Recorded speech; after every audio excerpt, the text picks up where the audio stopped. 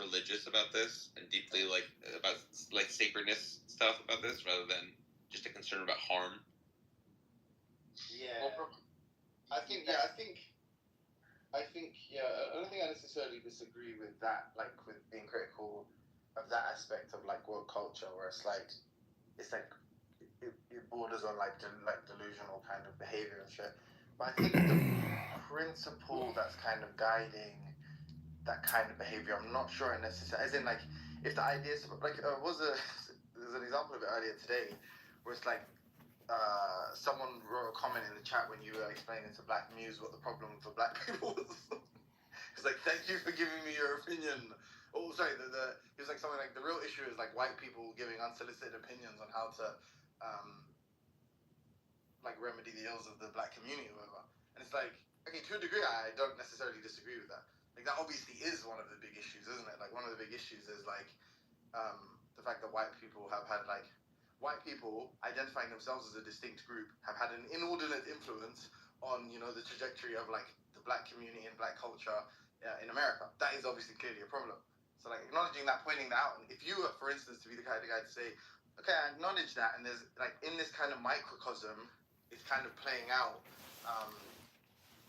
in the same way it has historically, and because of that, actually, you know what, I'm gonna like kind of remove myself from this kind of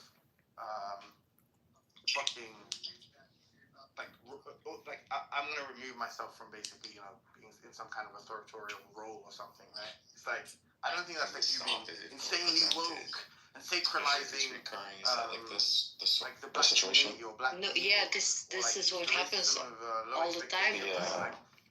This is not what happened like yeah, I see how I'm almost like contributing to the narrative. Like, these people can't do for themselves. You know, like I don't know. Well, I don't. Like in some cases, I agree. And like the white girls having braids in their hair and people saying it's appropriating culture and shit. Like that's too extreme. And then the other hand, I also agree when it's like I think people can make that comment or that observation. Well, I think like, they were just saying like, hey Sam, like traditionally white people have an inordinate influence on Black people. So like we don't like the influence. We don't want any more influence. We want you to leave us completely alone. That kind of like makes sense. But I don't think that's like what's being asked. I think what's being asked is like treat us with like the utmost, like in any even mild like insult to my dignity is seen as this like grave moral infraction, such that when I say a colored person versus person of color, I've like deeply wounded you. This is like they are doing something psychological that isn't just, hey, like this doesn't stop influencing like Black culture. I don't like it. Like they are like they have a sort of moral framework that they are like applying to the situation that I think is harmful. Right. Why can't I just call them coloreds? Is that a problem? I mean, you already do, Andrew. So I mean, I don't know why. Like, that's like literally what's changing. The good ship Jesus has already sailed. Well, let me just say this. There's somebody on stage with the name of Ooh, and I want you to look at their picture. It asked in the chat if anybody else's eyes are itchy. I think that's a good question. Secondly, Sasha is in the audience, and you might want to bring her up. Thirdly, you're probably going to get reported for racism, doing oppression. What do they call that shit? What do they call that? Like when like there's one where it's like it's anything kind of porous. Like people have this phobia or aversion to like images that depict like basically porous objects. That's one. There's like another one where it's like just like more broadly where people have just like this phobia of kind of like grotesque images, like if you know what I'm saying. Oh yeah, you mean like decency? No, there's like no, well, I'm trying to think of another way. It's not just grotesqueness, but it's like trypophobia. It's like disconcerting images. Trypophobia. He just told, he said it. Whatever it is. What is it? Who said it? Yes. Trypophobia. Trypophobia. But that's the one with the porous holes. That's not the uncanny one. Which I don't think there's a word for that empathy. I think I think Andrew's right. There's just like people don't like that shit. Being a normal person. Yeah, they don't like it. People, wait, you're telling me people don't like looking at organs just like ripped out of bodies? Like we need a word for that. Like, but listen, it was on my third point when Timothy got into that. The third one is you're probably going to get reported for racism or oppression. And Chris in the chat said, oppressed people. And he said, that makes sense because you kicked him down. I'm like, well, Sam is a Jew. So that does make sense. But kick you down. Well, I moved them down because I thought they were. Let me guess why. I thought they were rambling and they were. I don't think. Yeah. I didn't. You should have let me guess because I would have guessed correctly. Yeah, Timothy, you probably like this. You probably like this kind of Sam. You probably like this. Generally speaking, I'm cool with Sam's moderation. The only thing you probably like Justin. Justin is probably going to be one of Sam's favorite guests because Justin doesn't overtalk. He doesn't interrupt. He doesn't do and he's very. He says retarded shit. Shit. No, Justin. Okay, on some topics, I love Justin. He's great. Yeah. He just confirmed your realisms. No, Justin's awesome. He voted for You're not the average black IQ exhibit A or not. No. Justin's got everything right. He's got young earth creationism. He's a theist. He's right wing, against the woke, pro-Trump, against abortion. All this. He's just got it all. Pro-gun. And he's black. I mean, literally, you cannot have. That is like the perfect cornucopia of a person right there. That's why you guys need to start loving him. He more. just thinks that God is physical. He's just like living in Andromeda. Well, okay, all right. Well, I don't like that part. Let me be honest. That's a little bit rough. I'm not sure what to make of that. It might be actually extreme. It might be so heretical. I don't know what to. I'm not sure about that one. I have to. It's kind of rough because he's right on like almost everything. But then, like, when he starts getting into God is physical, and you pop out a telescope and you can see God, and I'm like, right? Justin literally spends his nights like looking for his ancestors in the fucking whatever galaxy in the heaven galaxy. He's like, now for another chapter of my book. Yeah, there's like some fucking, I don't know, like some meteor or something. There's like some big event. There's a solar eclipse or something, and everyone's got their telescope pointed in one way, and they look at Justin, and his telescope is pointed in the opposite direction. Like, what? He's like, I'm looking for grandma. Oh, it's so good. Oh, I love it. That's perfect. That's great. That's spot on. Oh gosh, I love Justin. He's so good. You guys will appreciate him more and more over time, but you just need to. I never will. Ever. Yeah, you will. You will. I will. You just need to recognize, brother. He's a good dude. He was 2 feet from Trump. He said he felt like reaching out, but he didn't do it. He said he thought he might make a mistake. He might get starstruck and push somebody out. He definitely gets struck. I'm not sure if it's... Yeah. Oh, that's too good. A white leader is an oxymoron. Did you kick Galen down too? Sam, I just want to point out you moved down 2 black people. Yeah, but Abe and Timothy and like Justin and so I mean, if I was kicking down only black people, I would agree that would be problematic. What are you talking about? Actually, that would be right. Oh, I'm sorry. I thought his name was Chinadu Abe, but it's Chinadu Abe or Ade. Ade, yeah. Abe's white, and he's the guy we were talking to yesterday. That's not. Yeah, he's the non-intransigent guy. He's the amenable guy. Yeah. Henceforth, he shall be known as Chinadu is not amenable. He'll call you out on your bullshit. No, it's like Abe. Abe.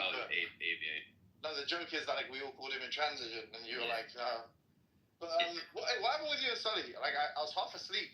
I was like napping after work, and I heard you guys. What was going on there? You mean like when I was yelling at him earlier today? Yeah, like I couldn't fully hear exactly. Like, well, I woke said up a little bit and then left the room. So there's a common trope with people in fights with Sully where Sully will correct someone on something, and then the person will be like, "Hey, so I googled it, and that's not."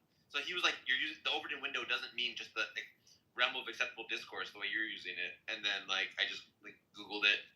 And it just means that this is the first line of Wikipedia, and that and then he was saying, "Oh, well, I'm not saying right now you're using the term wrong, but you used the term wrong in the past." And I was like, "Do you think it's likely that I changed how I use a term But like if I used the word squirrel a month ago and I use the word squirrel now, do you think I've changed how I'm using the word squirrel? Do you think it's like a plausible hypothesis, Sully? And I was kind of just like mad at him for like sometimes he'll just like condescendingly correct me on things where like at least Google it first before you do. Condescending. Yeah. Sully. Yes. Can we hear from Ooh? Because I'm really excited. Sully did a similar thing to me yesterday. Hey, it's fine. I'm just like kind of listening to the chat. It's pretty interesting, or not the chat, but like the voice of the chat, and it's pretty interesting. How are your eyes doing, Ooh? They're kind of itchy. Your picture is kind of unsettling, and I don't love it. Like, why are you? It's acceptable. I don't know. It's pretty fascinating. That's the whole point. Like, that's the point of it. Like, why do you want to be unsettling to people?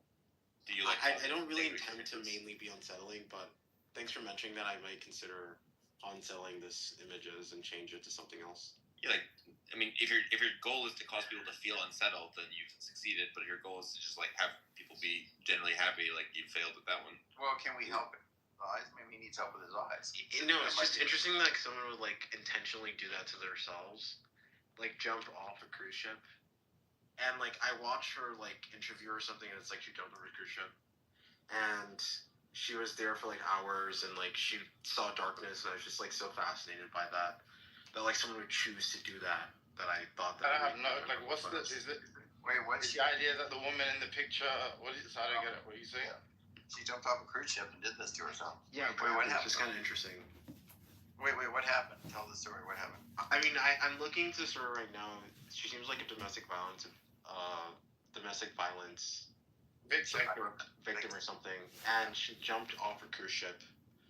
And during the interview, she said that she just saw darkness, and it's just kind of an interesting idea that someone would choose to like go on a cruise ship and then jump off of it. Like was she high? Was she in so much pain that she thought that was a better thing to do or something? Do you find Ted Bundy to be interesting? I think Ted Bundy's a bad person. But, yeah. This lady might be too. She jumped off a cruise ship. No, but like what? How would you like score your kind of researching abilities from like 1 to 10? Probably a 4 or 5. Yeah, that makes sense. Yeah. Pretty honest. I like that. Ooh, are you a theist? Do you mind if I ask you real quick? Because before you go anywhere. I know Charity wants to come in with some black nonsense, but I just want to know. Did you just say black nonsense? I did. But ooh, you're getting more and more fucking unfettered day by day. No, I don't, bro. At this point, I don't know if it's even. Timothy, I don't know if you can even be classified as humor. So have you got to make Andrew Maude for that? Timothy, he sees my high class racism and that emboldens him with his low class racism. You know what I mean? So like, yeah, you got to make the point. To be honest, I think I am partly responsible for emboldening this kind of behavior. You really are. You've been saying the At this point, it's just gonna be like a fucking like an N-word followed by some giggles, like, and then like maybe like a you get it. You get it? You gotta get it? Hold on. Come on. You guys get it? Was my timing off? Yeah. Wait, what was I'm trying to remember. What was the Justin one again? Fuck. That one had me dying. Like, how did he try to, like, gesture at the joke? No, no. So they were like... like, he ran for cover, like, no. Laughing. That sounds like something Bob would do. No, remember when Justin told his story that you found hilarious? Sorry, that you referred to as a joke. Yeah. That you found hilarious. Yeah, it's like the Uber passengers in the back were like, "Do you vote for Kamala?" And then he looks and he pauses. He looks and goes, "No." And then everybody laughs. There's like a laugh track in the background. There's a guy in the chat that just said "Black to the future." Black to the future is awesome. Andrew, like, you get it? It had black in it. Come on. Exactly. But are you? Do you believe in God? Are you there, buddy? Yeah, I'm here. I believe in God. You do, or you do not? I believe in God. Are you a Muslim?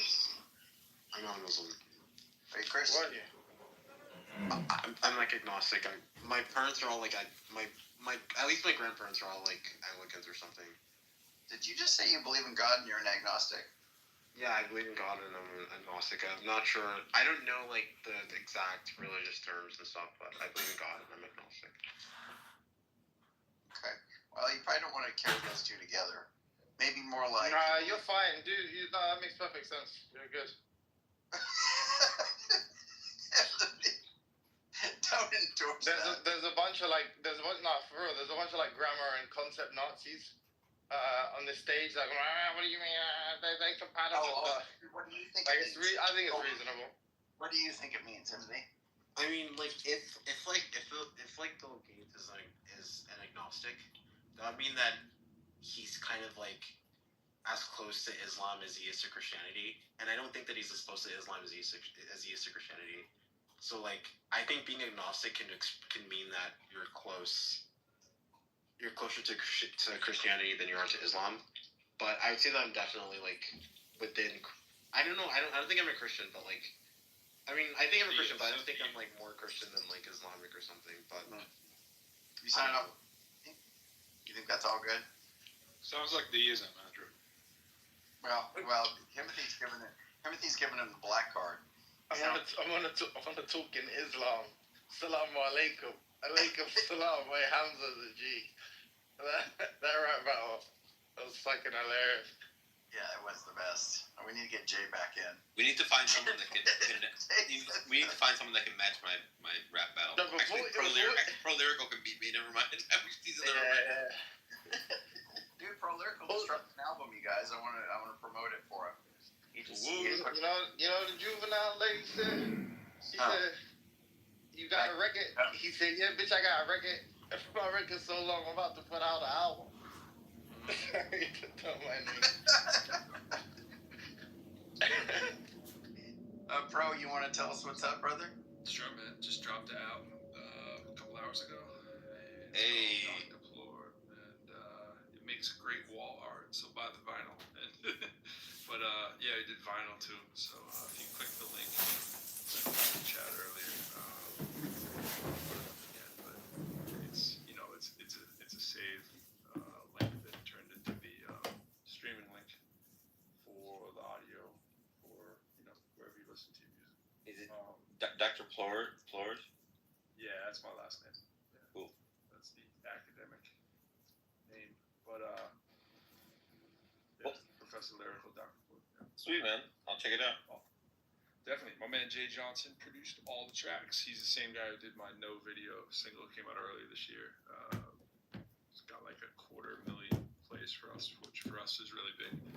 And it's like 15 tracks on there. So yeah, it's kind of lo-fi, kind of mostly a lot of keys and relatively organic, but still sounds relatively modern for classic style hip hop. That's a little updated, you know what I mean? Nice, man. That's awesome. For an old man like me. You know what I'm saying? You're gonna have to battle with Sam one day. Yeah, one day we'll have to have a rap battle. Even though I know I'll get cooked. I don't know why everyone always thinks two people rap at the same time. It's always battling, you know what I mean? That's true, bro. No, it is though. Like if it like someone Isha. Hip hop is inherently I competitive. shit in my pants, Isha. I shit my pants. I mean, I'm the best. I shit my pants, Dr. Isha. So you can.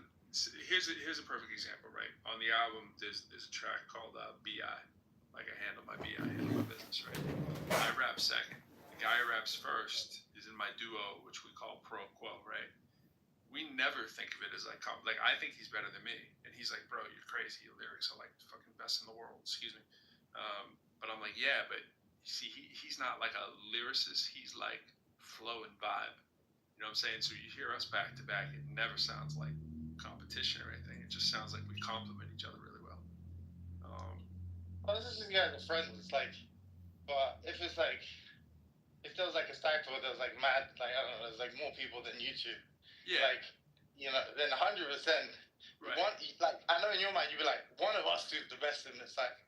Yeah, I mean, it's so subjective. You know what I'm saying? Like, I think at what I do that I think I'm world class at what I do, but not everybody's trying to do what I do. You know what I mean? So you could hear somebody else and be like, yo, that dude's incredible. And I might say it too, but I try to, be my biggest fan. You know what I'm saying? Like, I've mastered definitely what it is that I do, but you have to like what that is. And if you do, my little core group of fans will, they'll be like, yo, this dude is blah, blah, blah. And then you hear somebody else be like, what?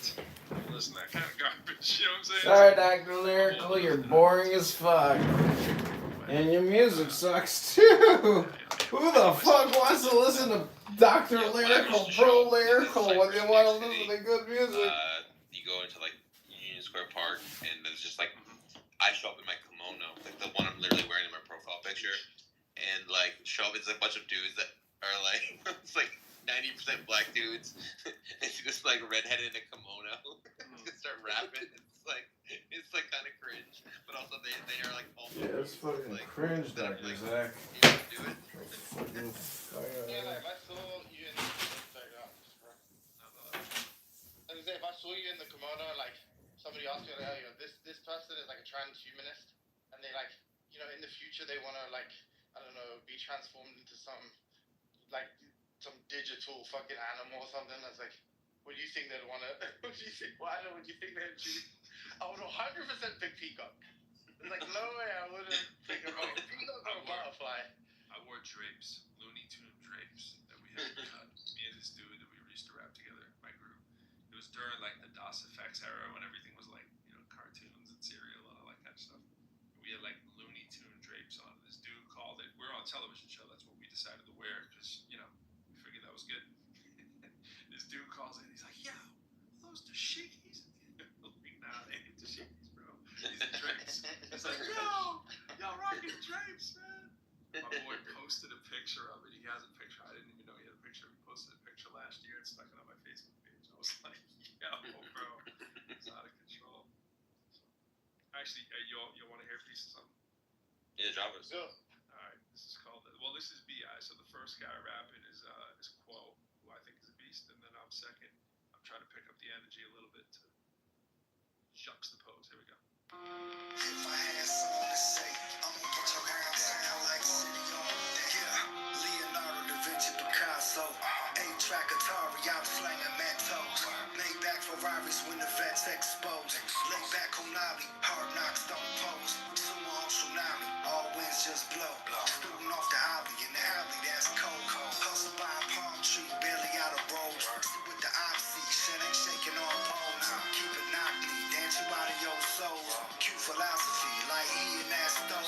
Used to play Monopoly, the rat race blows. Give me my economy, coal in the gold. Headshot to a zombie, resurrect, let's go.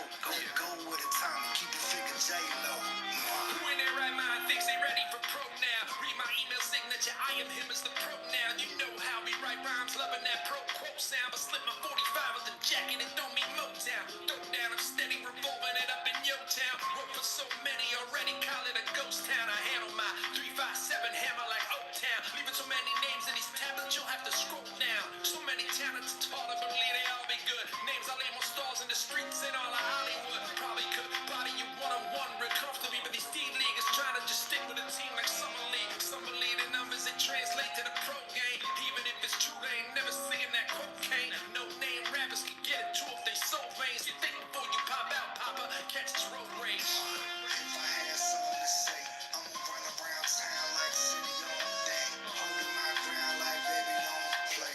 Holding my ground like baby don't play. If I had something to say, I'ma run around town like city on day. Holding my ground like baby don't play.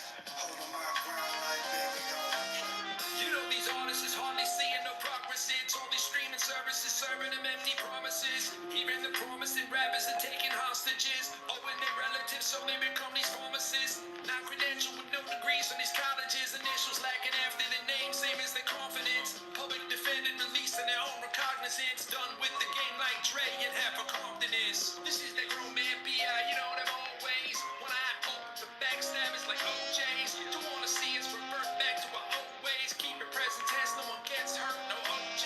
This is that grown man B.I. You know them always. When I open the backstabbers like OJ's. You wanna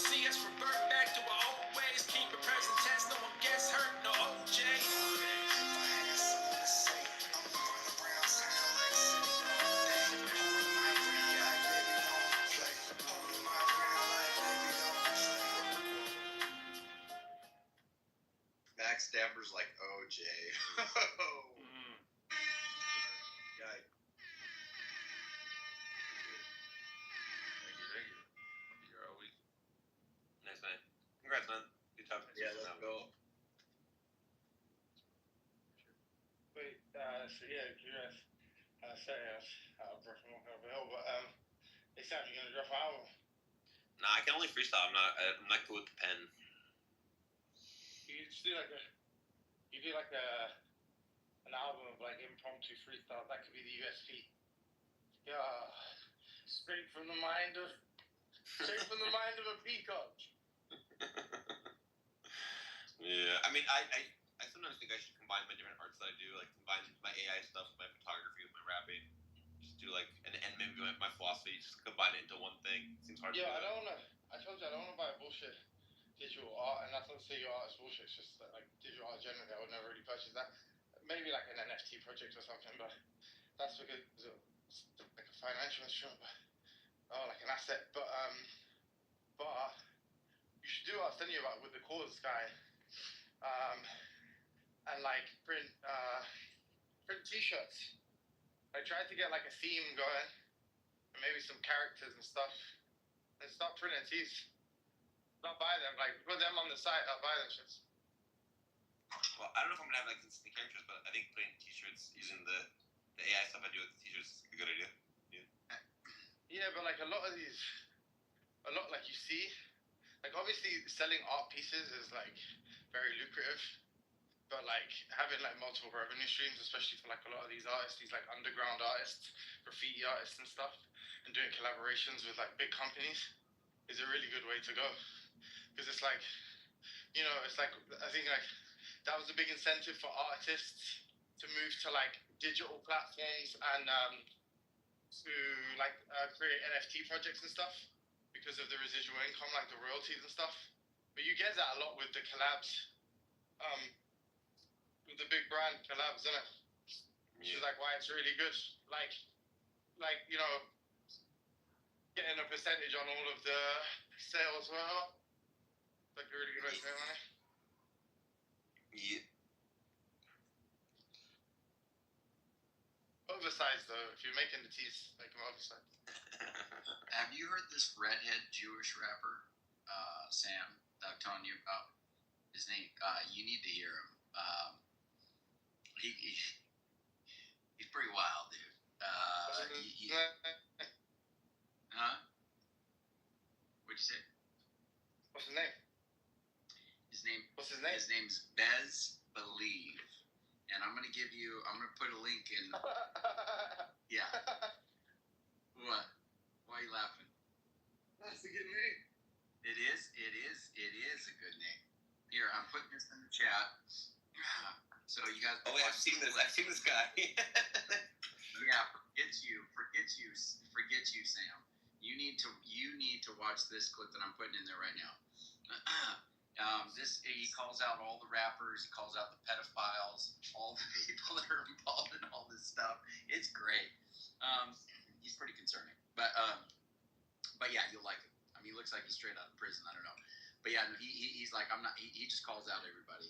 He's like, you ever watch This is Save like That a- Money by Lil Dicky? You Save That Money by Lil Dicky? My Little what? Lil Dicky has a song called Save That Money.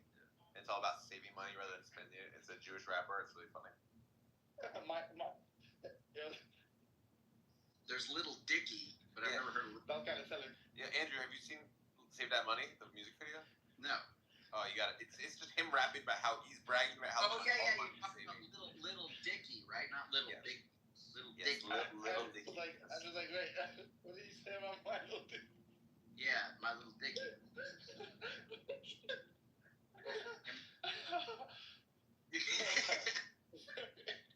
Sorry. Awful.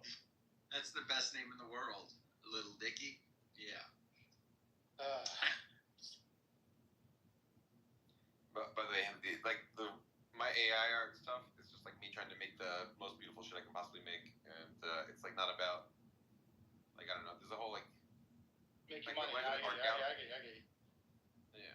I go to art gallery. I went to an art gallery recently, and I gave a presentation, and like I understand that people have like a bit of a reticence to talk about AI art or whatever. But like when I explained to them like my like philosophy behind it of like, listen guys, you don't understand. I just spend like hours and hours trying to make the most beautiful possible thing I can possibly create, and I throw out 99% of everything I create. And I'm just like this I have this like sort of, I don't know.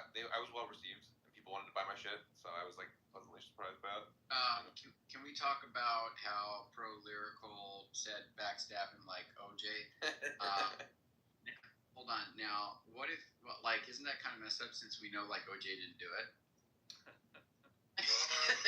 So, you know, Backstabbers was a song by the OJ. Exactly. Oh, Yeah, Pro. Yeah, they were the most pro lyrics. Yes, yeah, wow. See, here's what I always think is like, okay, Bro. people always want to blame OJ, but like, How do you feel now, Andrew? Huh? but Yeah. like Nicole Simpson, like, you know what I mean, like if you were OJ and then you're like your wife is cheating on you with like another man in your house, like how are you gonna feel? But well, you're aware. I mean, he's not guilty, right? Of course, OJ didn't do it. Well, Right. So I think I think it was like one of those cases of like justifiable homicide. You know what I mean? Like where like if you do something that provocative, Okay, it's almost that's self-defense slander. at that point. That's like slander at this point. Like, yeah, he didn't kill hey, anybody. what are you trying to say, Sam? Are you trying to say that the glove fit? Huh, Sam? Huh? Take a look. You must. Wait, come on. Well, I always think the whole glove doesn't fit thing is so funny because like you can always just not fit your hand into anything. Like I don't know, you can like I can pretend that my sock doesn't fit on my foot. You know what I mean? Like, oh, it's not going on. That's like it's not hard to do. But did they try to pull? How did that work? Did like he try? I didn't actually watch him try to put it on. Did he No, try to put it on? I just know the slow. I'm gonna watch the clip of him trying to put the glove on because that's just I've never actually like.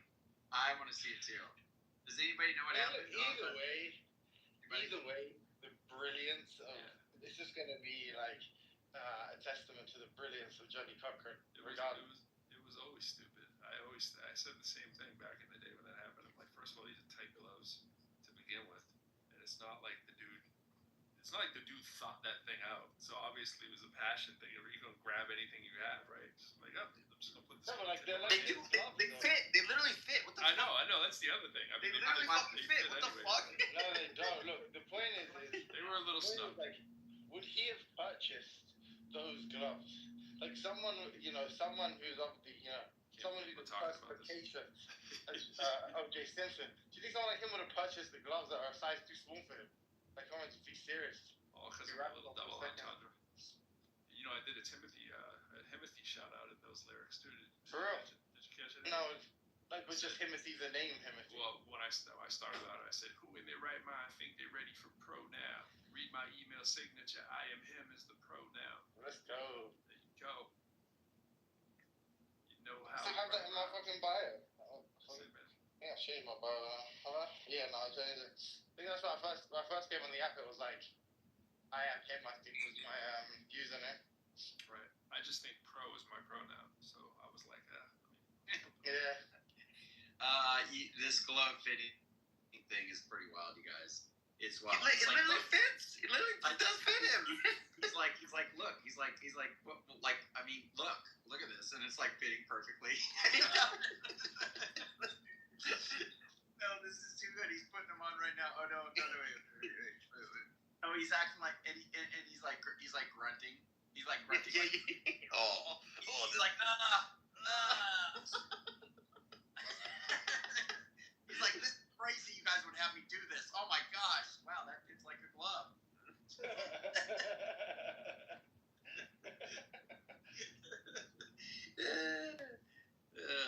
Sasha, OG didn't do it, right? Ali, Sasha. Anybody want to weigh in there? of course. Ali Sasha, wasn't it? Ali, well, there's Ali's on stage, so Sasha. Sorry, I can't see the thing. Okay. Yeah. I thought you called it. I thought like Sasha's new name, like Sasha. No. Name. So you're from Sasha the Nice to Sasha the Muslim. Yeah. That's the one trajectory, right, Sam? That's right. She was from like Sasha the slaver to like Sasha the abolitionist to like Sasha the fucking apartheid Enforcer to Sasha the Nice to Sasha the Muslim. Alhamdulillah. Yeah. Anyway, we CM down there is he said you're being impressive to him as well. Sam, he wants to know why. Sam, you wanna see the I have okay, guys. My moderation policy is like I really like good discussions. If someone's being kind of tedious, I'll move them down. And like if I find someone is like not systematically doesn't do good things, I won't bring them up. And like I think it's better. And like I understand that people will be mad at me, and I'm like making enemies on this app by my like desire to like be exclusive. But like I don't know, I just like guess I don't care that much. Okay.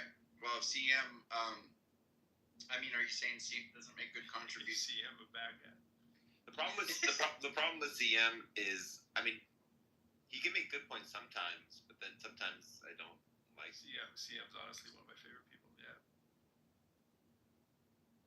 Us math dudes, we stick. You know what I'm saying? Stick together like Velcro. Anyway, I've not had the best interactions, but you know, I'll keep an open mind. But I want to pass you at tic-tac-toe, bro. I bet. I mean, actually, I don't like play some tic-tac-toe. Wait, like it's a solved game. Like you just guarantee a draw every time. That was the joke. Like, That was the joke. I would. How are you at chess, bro? I'm all right. I mean, you know, I'm not sitting around like my 11-year-old son is every night at dinner practicing opening moves and watching them on YouTube all day. That's funny that he's doing that. He's got a kid in his school. He told me the kid's like top 10 for his age group. And then my son was doing this project last week, right, where the parents had to come in, you know, go around, look at the book report, art show and stuff, going around the thing. I'm like, oh, you're the kid, but you're like 10th in your age group, right? He goes, no, I'm ranked like 10,000. It's like my son was gassing you up a bit, bro. He's like, well, no, 10,000 is still really good. And I was like, no, I'm not throwing shit. What in the world? I'm just saying 10,000, you know, we got a factor going on there. We got to account for it, you know what I'm saying? Wait, but he's 10,000th in the world. I think in his age category. That's still pretty Okay, crazy. but like globally though. Yeah, but globally though. Yeah. He's like, yeah, that's like one school in India. It's like one classroom in Mumbai. You know, Andrew, talking about this wild business. Actually, I'm driving, so if I'm that audible. Yeah, it's hard to understand you, bro. Okay, thank you. Wait, you don't like CM's hip hop style? Wait, does he rap? No, he likes hip hop. Oh, well, I don't think he's seen me rap, and I don't know if he raps. So. Bro, well, let's you know, here's your chance. You know what I'm saying? Look, here you go. Let's go, Sam. No. Yeah. Give me the intro. Yo, push it like a slow pinto, but not the beans like the SS Minnow. I think that was some Gilligan. All these rappers got skill again. They trying to bring it back to the mill again. It's me and Sam again, no mulligans. We got that Rosen bag. When MCs are trying to throw it down, they know they get in toe tag. So fast for the pro in fact. Just dropped an album a couple hours back. You should go get that and check that. Dr. Claude, that's the last name. They used to call me Lord Claude, like the sword's name. Excalibur was the group. The way I represent for you, I'm waiting for Sam to come in on the two. Yo. Because we could play tic-tac-toe too. Yeah. Jump on the beat. Yo. CM can hear how sweet. Yo. There's a guy, his name is CM. He's always up inside my DMs. He's like, Sam, can you bring me up? And I'm like, no, you need to shut the fuck up. Because you overtalk, you slur your words, and the shit you say too absurd. Maybe if you didn't motherfucking ramble, then I'd let you on my stage for a sample. Give you take to the stage. But then probably I will fucking rage because you fucking talk and interrupt me. So I think you can come with me. Oh no, I didn't know this was gonna be a diss show. Yo, Diss track. You could both grow your beards and have a beard battle. That would be a weird battle. Yo, MCs get slayed like cattle, get branded on the back. MCs in fact whack. I'm looking looking at the audience, I'm seeing him and even the cross in front of his name. That's kind of cool. I didn't know that was something you could do in this day and age. Daniel, like Nero without the H. Robin, in fact, put a thing in front of that. Bring it back, like Deer Hunter. In fact, you know what I just did? I said Robert De Niro like when you was a kid. Sasha Myers like Michael when the mic goes ill. I might go psycho like Michael Jackson with the glove that's different from OJ. Drinking mine at the breakfast, didn't even know it was a stabber in the back. Keeping one eye open for that. In fact, on the track, my mind is too fast for y'all to possibly think and keep up. The way that I freestyle makes you think that I have to mess up just to show you it's intentional. Off the top of the head, freestyles to the instrumental. I'm one of the nicest in the world, you better believe that. Put y'all to sleep like Slee Stacks. You see that? Believe that. See what I did right there? Believe that? That was the dude you was talking about, that Jewish kid with the red hair. Yeah. I put everything in the freestyle so you know that this ain't prepared. Over your head like hair. Yeah. Watching the red around the yellow thing. I don't know what it is. I'm trying to think of the name. Oh, it's PTR. Never understood that word. Actually acronym, but it doesn't even make an acronym. Pull to refresh, I guess. Yes. But when you're on club deck, it doesn't work that well. MCs wish that they could tell. How do I get this nice? P to the R to the O to the L-Y-R-I. Cow. Yikes. Spelled my own name. Pro-Liverpool. That's the surname. Never forgot since 3rd grade. I was the nicest playing hopscotch. MCs, they had to watch. I was nice in the pogo stick too. Learned how to juggle too. I knew all those useless skills. Except this one, when I freestyle, I represent from Level Mass, that's the Mills. Whenever you get in the rhythm, these rappers can't keep with, speak with. I'm waiting for someone to jump into the cipher and throw a cheap diss. Nice, bro. Like Cheap Chick. Deep dish pizza. I got deep dish rims. 22s in my car spin. They spinning. Rappers know I'm grinning, always winning. I'm waiting for someone to jump in the beat since the beginning. Sam, jump in, it's the 3rd inning. You want me to jump in the fucking rock? This is the last track before we gotta stop, cause I wanna drop some knowledge, but philosophy. Talk about Plato and Socrates. Yeah, baby. Yo, Sasha, I have a room. This is about wokeness. Do you have a view on like what wokeness is and where it came from? Sasha, are you there? Ali will give you his take. I'm actually really lucky that no one can do an impersonation of me. Yeah, Like a good one. It's like you can do one that's just like insulting me or whatever. That's cool, but just like Bro actually can trying do it. because it's like Bro can do it of you. it's like no, you can't. You can. Like, that's what I'm saying. Look, the point is, you can just mock me, which is cool. Like then it's clear what you're doing. But there's like a real confusion when it's like someone's trying to do a legit impersonation. No, like someone's trying to do a legit impersonation of you, and it sounds like really bad. Like let's say like someone let's say someone legit was just like, oh, how are you doing? Right. And then someone was like, that wasn't terrible. Do that again? I was just grabbing the sound. I can usually like hear a sound and kind of recreate it pretty well, but because you have an accent, it would take a little time to nail it. You know, like Well, but I feel like if you did you it a liar? That's what Bernie Sanders. You are a liar at Walmart for $5.45 an hour. Who got? I just cracked myself up too much. I can't keep it straight. That was pretty good, bro. Hi, home. Yeah, that was pretty good. Rubber Ducky, you are the one. You make bath time so much fun. Rubber Ducky, you're the one. I love so. Let me sing it to you. Hey, I'm the Kermit. I'm the Kermit in this fucking room. Hi, home. Someday you'll find it.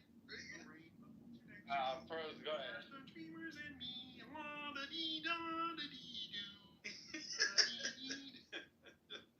And you know, like when Miss Piggy is Yoda, you know what I'm saying? So it's kind of weird if you want.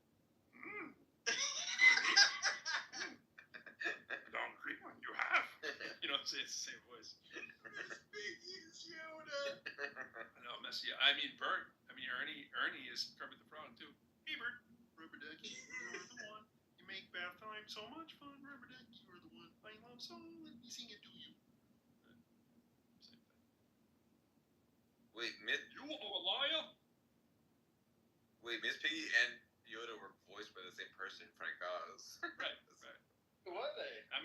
too, right? Grover here. It's the same voice. So That's kind of shit, though. Like he got paid for both roles, and he's doing the same voice. it's a legend, bro. Something that I think is so funny is like there's some voice actors like on The Simpsons where I think that the Lisa Simpson voice is just one person who just does the one voice, Right. and people are like, "Oh, that's impressive." It's like, no, like it's not impressive to do one You're voice. just doing your own voice, exactly. Yeah, like Hey, Sam, Yo, my dad I used want to confirm. Just real quick, who's the person who does that? Sorry, just real quick, who's the person? What's their name? what like Who does Frank Piggy and Oz? Yoda? for Frank Frank Oz. Oz. I want to And just then Jim confirm Henson Ethan was Type Possible. Herman. Give me a second. How do you spell the last name? OZ. That's a wizard. Oh, Frank Oz. Okay, sorry. Oz, Frank Oz. Can you do the Cookie Monster, bro? I've never tried. Cookie. I guess that's the same. No, is that the same wizard? I'm making. Yeah, I guess so. Yeah. Hey, No, you know what? I bro, forgot. Timothy doesn't like it when you do that impression. I forgot What this version? from back in. No, check this out. This is really this is a dope piece of insight that I bet a lot of you don't know. So my dad used to watch the old black and white television show of the Honeymooners with Great Jackie show. Gleason. Great show. Right, Very right. progressive. Now, here, check this out. I just remembered it when I just did this impression a second ago. I don't think anybody heard me. Yogi Bear and Boo Boo were basically them, and the Flintstones were them. So if you think of Fred and Barney, they were Ralph Cramden and Norton. That's who they were imitating. So back in those days, and whatever that was, the '60s or something, I think probably everybody knew that, but to us, that's probably like a revelation. You know what I'm saying? Like, it's like Yogi, you know, like doing that. Hey, Boo Boo, how's a butter pig in a biscuit? You know, Real? Whoa. Yeah, that whole thing. But when you think of Fred Flintstone, Barney, you know, that's like, you know, like Ralph Cramden, oh, to the moon, all that stuff. It's the same thing. And he's like, knife it, okay, no. That's the same as Norton, you know. Bro, we need you to master Timothy's impression because we need to make fun of him. So like, I can do it. We gotta get this. You're never gonna be able to do it. Like there's this weird barrier. Barrier? That like I think they call it the Atlantic Ocean. It just like doesn't allow Americans to do good English accents. Bro's gonna get it. If anybody's gonna get it, he's gonna nail No, it. I literally know it, but like this is like a mammoth, like a gargantuan task because I don't think there's any American that does. But what about when he does it, Timothy? We actually think it's you talking. We're not looking at our screen. Yes, and that's it. Then he would have ascended. I mean, for fucking Yeah, that's hell, right. It's gonna be yeah, great. he's gonna get an Oscar.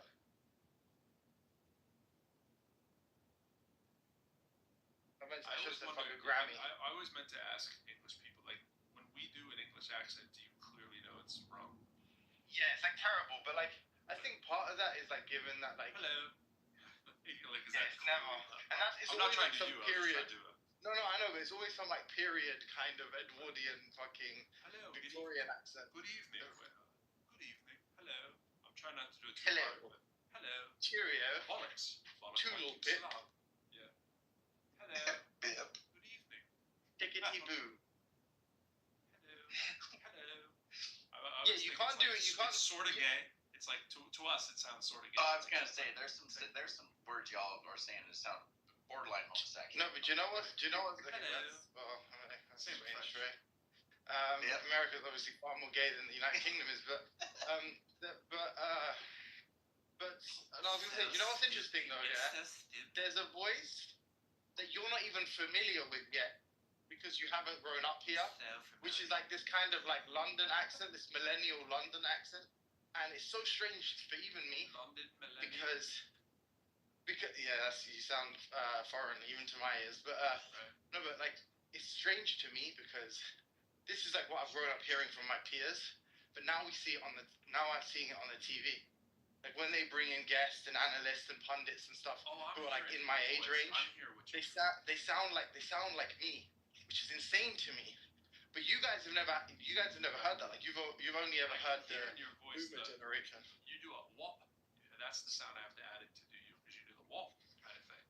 So I was just concentrating on your sound and trying to mimic the accent, but you do the. I don't even know how to explain that, but you do the whop kind of thing behind your voice. I don't know what that means either, but good luck. Look, like it's good luck. It's part of the accent, so I'd have to hit your tone and then do that. Good luck with that. Good luck with that. But like I said, it's a familiarity issue where like you're just not gonna have encountered accents like mine frequently. But what's interesting is nor have I, if you think about it, like other than the people I actually interact with. Like I can't, but now I can. There's a group of guys that work for an independent media organization. Like they're investigative journalists. It's called Declassified UK. They do a lot of good work. They do a lot of I think they call it like doorstepping, where they basically just like they find out where there's like guest speakers and stuff, like controversial figures, and they just like stick a camera in their face and are like, Colonel blah blah blah, are you responsible for war crimes? They did it recently to an Israeli general who went to MI6 headquarters, but and they're all like roughly early 40s, late 30s, and they all sound like me kind of, which is like super strange to listen to. 30s. Being from Boston. Not even close. Boston is us. Say that again? Bro, you got muted. Oh, sorry. CM and I were in a room earlier. People were talking about the Boston accent. This dude from Boston was in there. I was like, oh, don't get me started with the Boston accent. Stat. How do you say it in a Boston? That's not bad. Bostonian accent. Your father. Your father's in the sewer. Your father's in the sewer. Go pick up a beer and take out the garbage, you bastard. Peter, go pick up the trash. It's all over the floor. What? Peter, pick up the garbage. That's spot on. It's like my aunt. Pretty close to my mother, too. Sully has the it's funny though, cause is it something to do with not living in Boston, or is it something to do with being an intellectual? Like, why does Sully not sound like a Bostonian or like someone from Massachusetts? It's not the most attractive accent in the world, so it's pretty easy to hide it. I mean, it's not a hard accent to drop if you don't want to. Like, I'm dropping it right now, right? But obviously, if I'm home, I'll talk more like it, but it hurts my ears. How do you say car? When I'm the only one saying it, it hurts my ears too. Car's not actually the word that people aren't going like car like 24/7, but that's what it is. But as you get older, I mean, it does get me when there's like watch like a news reporter, right? They have zero accent. They try, and I'm like, look, if the freaking news reporter can do it, when you're on there doing commercial for like Bob the plumber. I mean, they're not putting any effort in to sound like remotely, and people do it on Clubhouse all day long. They want to sound freaking gangster 24/7, and they're like 35 extra, accents. Yeah, it's like, come on, bro. Like, you're in a room and you don't have to be like, what's going on, bro? But you can clearly clean up your voice if you want to. It's not really that hard. When you're like, butter. Yeah. Like, just because I spoke that way at 9 doesn't mean as a mature adult I'm gonna walk around the house going, I need a shower. There's something like, interesting. You can tell me I can't go shower. Like, hey, shower. I need to take a shower. Right. I'd be interested to know if there's any research on this, but it seems like when I listen to American children speak, a lot of them have speech impediments that they grow out of. Like, they can't pronounce certain letters and stuff, or they have what sounds like a lisp. My mother says a lot, whereas not true of dirty. English kids. I don't know. Sorry, British kids. I don't know if that's something you guys are aware of or you've experienced, but I'd be interested to know. Like where I grew up, there's 30 different languages within 2 blocks, bro. Literally. You know what I'm saying? So there's that to contend with too. It's everyone's trying to learn English, and there's people from around the world. The city that I'm from, it's just it's super interesting. Greek, French, Portuguese, Brazilian, just all trying to fit. It's northern Eastern Africa, right? Cambodian is one of the biggest ethnicities in the city that I'm from. It's just crazy. It's super interesting about this culture clash and this invasion of Europa narrative that these like right-wing extremists try to push. It's like the way, like basically the way they perceive integration or the failings of integration. So how they perceive it is basically being something like, all we're doing is establishing all these little like Muslim enclaves, these like South Asian enclaves in the UK that like all are basically like like they all hate the West, and all essentially these are like enemies of the of Europe and stuff that we've like basically welcomed in and blah blah blah, we've opened the gates to the walls. But it's like in their communities, all of the generation that like migrated, so like the first generation that migrated to the United Kingdom, like they all think that their generations are lost to the West. So they all think that like they're adopting Western culture and they're moving away from their own culture, and that they're gonna like lose their language, and like they're marrying outside of their ethnic group and stuff. And like so they basically think like they basically each have the opposite view. Like where like one thinks actually their children are becoming more Western, and the others think actually that these people that are coming in are maintaining their own culture, like oppositional or whatever, to the West. It's just like kind of funny dynamic. Yeah, but Himothy, it's all based on perspective, right? Like for the natives, or if you can call the British natives, they still think it's not fast enough, right? Well, no, their issue isn't that it's not fast enough. Their issue is that like they still feel like they're good, they're being bred out regardless. They feel like even if in 100 years, the language that's spoken in the United Kingdom is like some form of English, they would still feel like they would have lost their culture because presumably it would have been modified in some way, or like it would have been some amalgam of like all of these other cultures, this like melting pot. But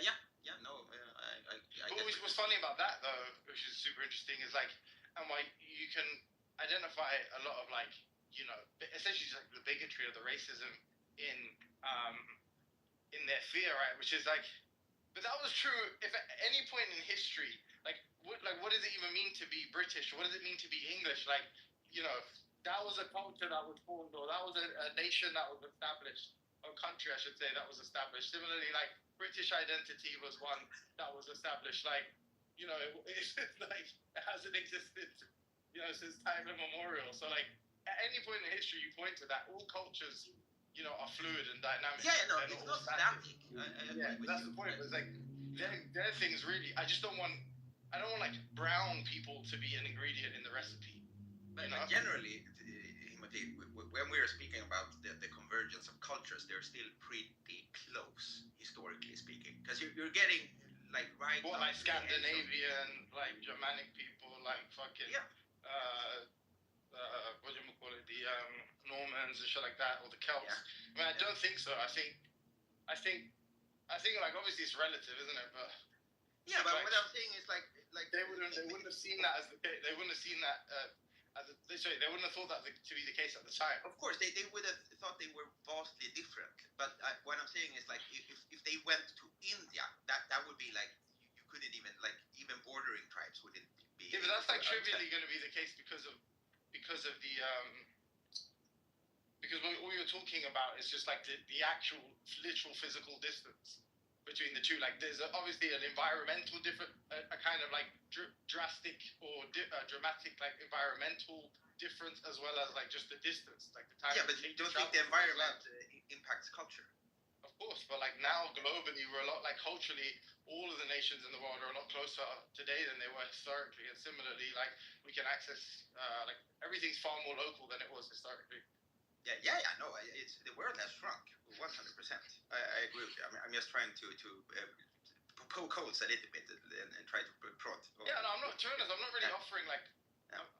I'm not really offering some kind of like thesis about whether or not like what. Yeah, but just a thesis about what. No, whether or not it's good or not. I'm just saying it's quite an interesting phenomenon where you've got like both groups saying the exact opposite thing. Like clearly, there's some truth to what they're both saying, but like No, I understand your point, and I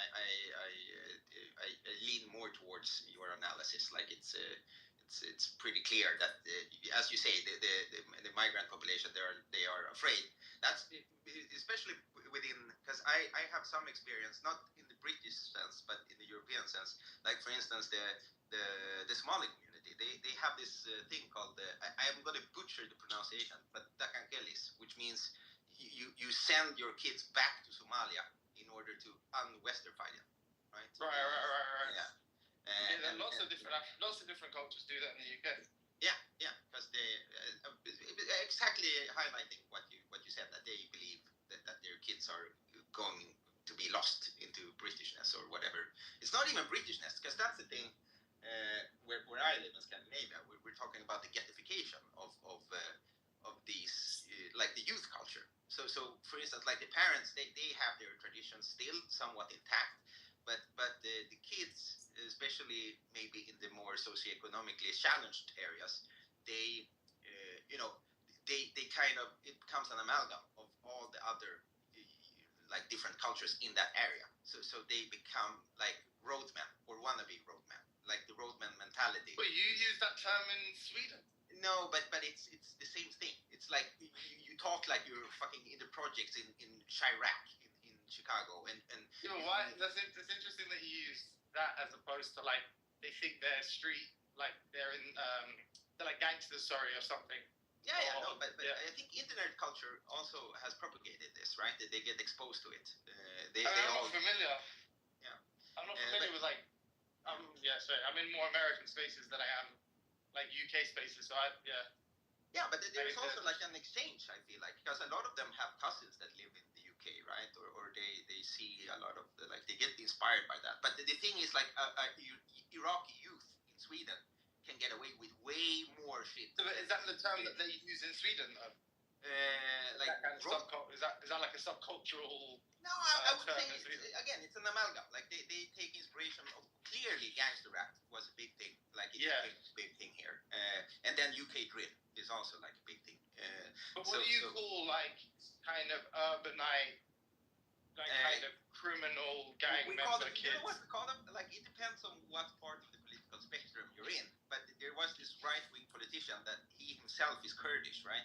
So he wanted to make the distinction between just a regular migrant or like a person that wants to do well in society, and then the criminal or like the one. Yeah.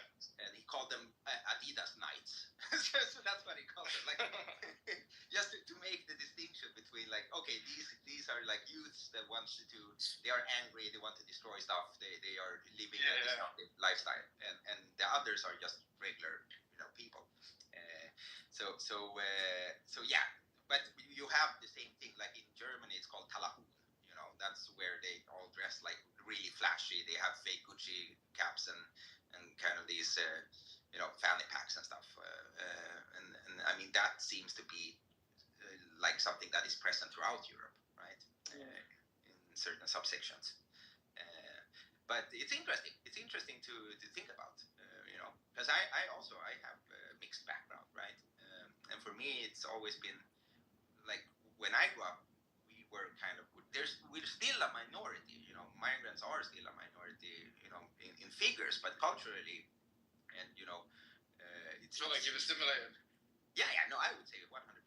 Like I sound like a poof when I speak in Swedish. Like Did you say like a poof, like a nonce, like a fucking like a bag. Whoa.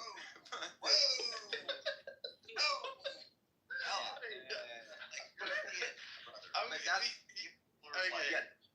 the reason for it being that I think my parents made the analysis when they came here that they figured that there's like, it's not even racism. I wouldn't call it racism anymore, or like maybe now because the tensions are rising. But back in the day, they could clearly see that grasping the language was a big barrier in order to attain. Have you lived in the UK? Have you spent any like extensive? No, I wouldn't say a significant time there. No, I wouldn't. But you appropriate the slang very well. Thank you. Can I real quick? There's a guy named CM down in the audience who I find to be probably. Andrew, like, why do you do this? Like, I have. It's like super irritating. No, you don't have to address it. No, you don't have to. It's so annoying. Well, listen. Here's the deal, and you'll understand why I'm saying this. So since he's been on No, I the don't. Like, he's like a boring, annoying guy. Like, we're not Well, interested in. And it's like all you're doing is trying to encourage Sam to bring him up. yeah, It's but like you don't know what no one wants to speak to him. Do it. But well, Do it. Ali and Pro. Do it, yeah, do it. I think he's one of the worst people on the app. But Pro and Ali think he's gangster. Now Yeah, but that so being what? Like, come on, like, it's just like. well, hold on. You at least hear me out. You don't let me finish. Listen, what I'm saying is that he said that he'll finally engage our stupid wet dreams of. He said a bit of time to address your stupid wet dreams of entertaining your flawed, leading, logically backwards questions. So I would love for him to actually give an account for what he actually believes, but he won't do So that. I was fucking right. So I was right, then. No. Why you stopped me. Like, bullshit. Well, I haven't actually been following what you guys were talking about, but I don't want to. You know what though, like legit. Representative, but he's not going to believe in ghost fairies and goblins. I can tell you that. No, but it's like irritating that you like disrupt discussions to like foist upon us or impose upon us a conversation no one like wants to have for like what exactly? For whose benefit? First of all, I want to have it. Cloud wants to have it. Ali likes him, and so does Pro. I don't want to have it. Yeah, but Sam, no, he doesn't want to have it. Why did you say that? Cloud's got his block.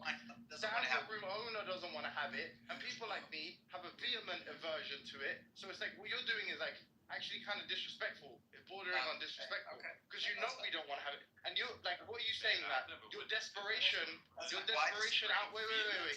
Does your desperation outweigh my aversion? No, I'm just putting It's out so important. Okay, well, it's very important to me that I don't listen to actual fucking brain scrambling bullshit from CM. It's very important to me.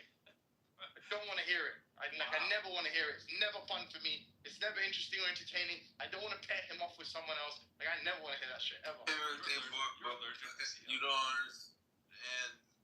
I know math, physics.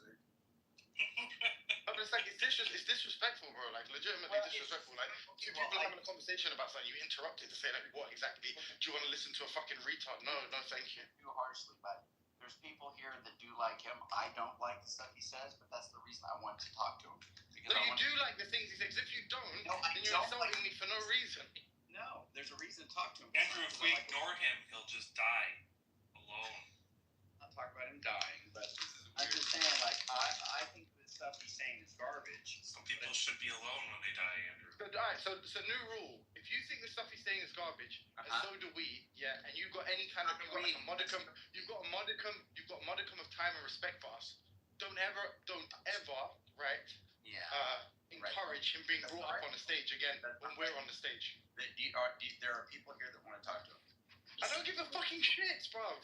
What do you mean? What does that mean? There's people here that might want to rape. Like, what does that mean? Should we fucking indulge them? No, but I doubt. Should we facilitate them raping because they want to rape? What happened, bro? Like, what's He's just a fucking retard. And this gentleman, whoever was speaking, he definitely is a retard. By my standard of retard, he definitely is a retard. And there was a conversation happening, and I know this conversation 1 minute just to bring up the fact that CM, that drunk moron in the chat, is desperate to come up for the 17th time. Yeah, but you're why would you do that? Are you like not an adult? All the time with stuff I'm talking about too. But what though? To bring up a fucking spastic? Like, why is that good? Why is that decent reason to interrupt? I've never been in a room with a man that's spastic. So yeah, you may have to interject. I find equally as distasteful. I'm just saying. What are you saying? I don't even understand. I'm saying. What are you saying? I may have one-on-one with somebody, and you may intervene to bring up something about something completely unrelated, about something that I don't really particularly like, but I don't freak out about it. You seem like most of the time it's going to be funny. Okay. Secondly, most of the conversation. Hold on. Secondly, it's not to say like let's bring up this person that's a consensus undesirable. It's not like, just for the fuck of it. For the actual fuck of it. Like no, but like that's what you're saying it's equivalent to. You're saying I interrupt you frequently to say let's bring up Brother Jermaine. Andrew, Brother Jermaine's in the chat and he's raised his hand and no one's brought him up. Let's bring him up, Andrew. When do I do that? Okay, well, hold on, two things. It's my aversion for what you interrupt for is the first thing. But the second thing is I'm saying if That's not true. Oh, no. I'm saying if there is I'm saying there are things that I think I might find equally as distasteful that you interrupt to speak about. That's what I'm telling you. Secondly, I'm saying bringing this guy up is not necessarily for, I like what he said. I already said I don't. I think Sam is near Down syndrome. Okay? But Wait, you're saying I tried to hijack a room. This is what you're saying. I hijack rooms to try to bring up my I'm friends not hijacking a who room. you think are fucking stupid. No, but you're saying this is equivalent. You're saying I interrupt you, right? Like what, to participate in the conversation or to bring up something completely orthogonal, and it concerns ruining future discussions. No. Is that what you're saying I do frequently? I'm telling you what you do. You interrupt to bring up topics or to talk to about people or say, hey, bring this person up or do whatever. You do say stuff like that, and I'm saying I might find equal aversion to it. But I don't. No, I think that's perfect. No, wait. When you do that too, and I think that's perfectly fine. If you bring up now, you talk about like, look, how many times do you just bring up a topic? We're talking about like I don't know, sports and fashion, and you're like, oh hey, these black people, huh? Hey, Dark Knight. Imagine if it's a Dark Knight and you're in an alleyway and a black guy approaches you. What are you doing, guys? What are you guys doing? We engage that shit, right? I don't bug out when you say stuff like that. So Andrew, let me just say a few things. First of all, number one, there is not a single individual on the stage right now that do not have some shortcoming in terms of communicating well with others, number one. So none of us are without fault. We all are guilty of doing certain things. I am. For example, some of us have less fault. Yeah, well, perhaps. Well, some bad shit. For example, Hemsey, he says a lot of interesting things, but I find him to speak too much and interrupt too much. But I find him interesting. I like him. But that's the area that, for example, you just noticed he got highly emotional and he spoke about 5 minutes and going how radically he disliked CM and the way CM talks. So that's kind of a demonstration of a fault that he's pointing at CM doing. Again, I like Hemsey. He's a good guy. I like what he says. But those are the 2 things that he does that I do not like. Let me just say other things. CM is an extremely smart individual. He has a lot of good things to say. He has some difficulties at times not to. He interrupts. I fully agree with you, and he could be a little bit off at times. But in his totality, what he says is good. It's interesting, and he proposes some opposing idea that people may not like. But I like that. I think that is where I learned, and so in a sense, I think he should come up. From my perspective, I'm perfectly willing to engage with him. But if Hemsey doesn't want to do it, that's his prerogative. And that's what. Anyway, that's all I want to say.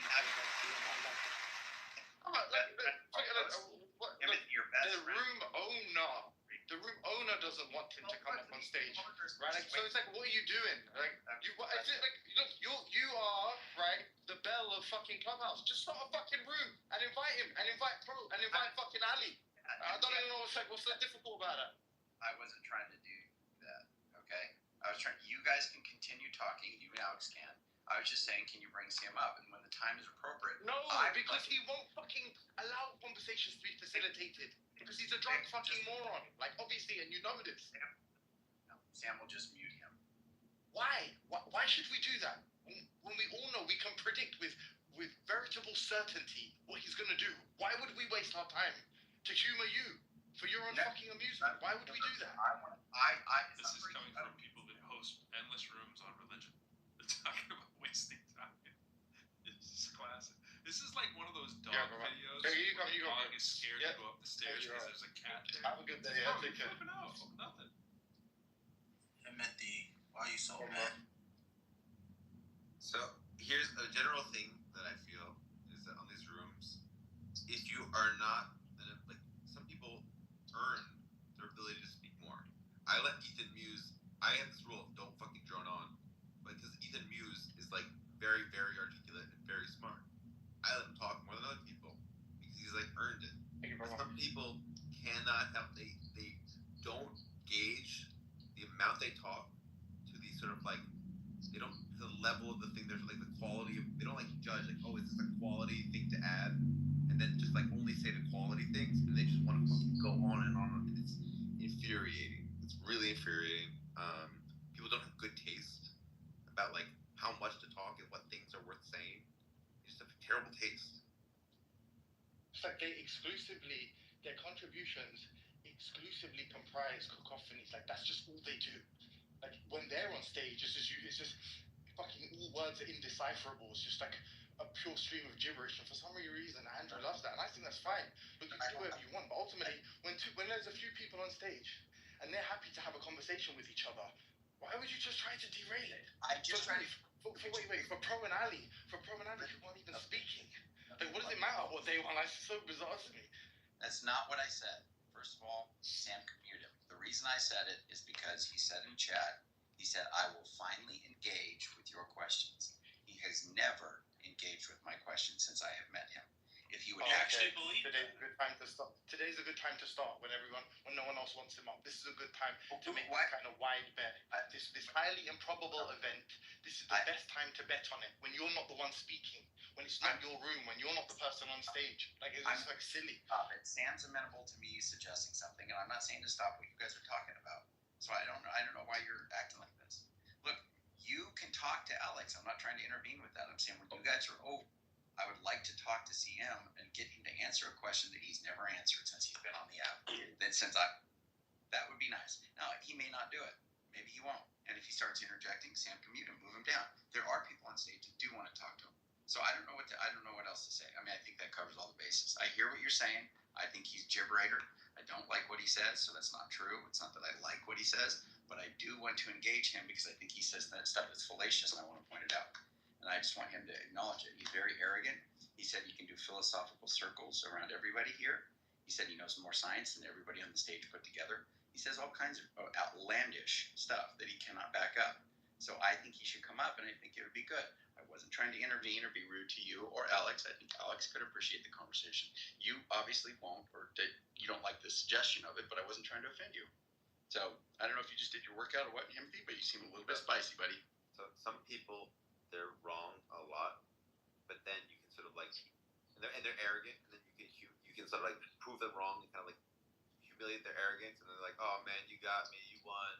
But then there's other people where they like make a bad point, and then you show why it's wrong, and then they are like, it's no effect on them. It's as if you didn't make the point, and then there's no effect. Like they say a thing that doesn't make any sense, you refute it, and then it's nothing. It just has no effect on them. And it's not satisfying. Those interactions are not satisfying because it's like you're not getting the thing where it's an intellectual discussion. You're not getting the thing where you pwn the noob who's getting embarrassed in the debate. It's just like a cacophony of noise where they never admit that any points were made that were good. Yeah, it's weird enabling behavior. Like the guy's just like fuck. It's not even really a question of his intelligence anyway. That's like uninteresting. It's the he's fucking inebriated all the time. Just talking to a drunk idiot, bro. It's like so boring. Like unless it's like a really attractive woman, why would you be speaking to drunk people anyway? Well, Daniel Nero's profile picture deserves some attention. We just need to acknowledge the brilliance of it. It's fucking brilliant. It is.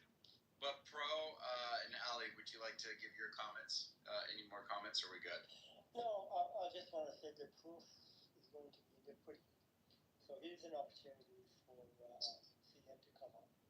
And I'm not guaranteeing that what might happen, but I think it's an opportunity for him to engage and to see how it goes. I mean, that's the best way is to put it to a test. So I suggest Sam is willing. Yeah, we've already done the experiment. Well, this isn't just a new start here. Let's just start from here. Let's not go back. Why? And, why did we do that? Well, Hamilton, anyway, Sam, if you were hearing what I'm saying, why don't we just... Why? And I said dumb. Well, you just... Why are you calling me a liar? I called you a liar. Are you deaf? No, well, do you think I'm deaf? See, Hamilton... I'm asking you, because no one called you a liar. Where did you hear that? Look, your behavior right now exactly represents what I mentioned about 10 minutes ago. All of us are guilty. Yeah, I don't think this is a fault. No. I disagree with you. Again, you're interrupting like a baby. Okay, just say be quiet. I don't see why that makes me a baby. Well, You're saying because you take a long time to get out of sentence. So I'm making my point in here that you communicate more concisely. Timothy, didn't Andrew told you about 5 times and everybody else that you're in trouble too much? The point I'm trying to make. Well. What's your point? I don't know. Well, anyway, So what I wanted to say, you demonstrated exactly you are guilty as the miscommunication. I don't think I'm guilty of anything. Misconduct I disagree. as you are blaming CM to me. You actually demonstrated you are less capable of engaging. I disagree. I'm engaging with every point that you're making. You disagree I'm on engaging with what- every single point you you're making. You can bang. I don't think it's misconduct. I don't think it's misbehaving to say that someone who has repeatedly demonstrated their incompetence and inability to engage in a fucking in a coherent discourse, that person should be prevented from accessing the stage. Okay. And I can defend that claim if you like. If I you think that's misconduct, then I think you're guilty of a misdeed. In fact. Okay, so what I'm suggesting is he's been accused of a lot of things, and perhaps maybe some of your experience have been with him in the past. My experience is different, although I see some of the shortcomings with CM in terms of communicating, and some of you mentioned that. Right now, I would say it's an opportunity to put this to test, because in the text, in the chat here, he said, look, bring me up, I will engage, I will go with It's the not. No, it's a statistical certainty. Okay, well, It's a statistical certainty. if you are not open to have a new experience, a new beginning, then you're not open to anything. So what you guys are just saying is like some weird, like, have you experienced in your life thus far? Very Eastern. You guys are friends with a loser, and what you're trying to do is impose upon us, or you're trying to lower the standard, right, of acceptance for us. To include a loser friend, and I'm saying like, no, I don't fucking hang out with losers. And you can tell me, listen to your blue in the face, the story of how many good times you've had, that time you got drunk on the pier with your loser friend, and that's not gonna fucking motivate me to include the loser. I just don't know what more to say.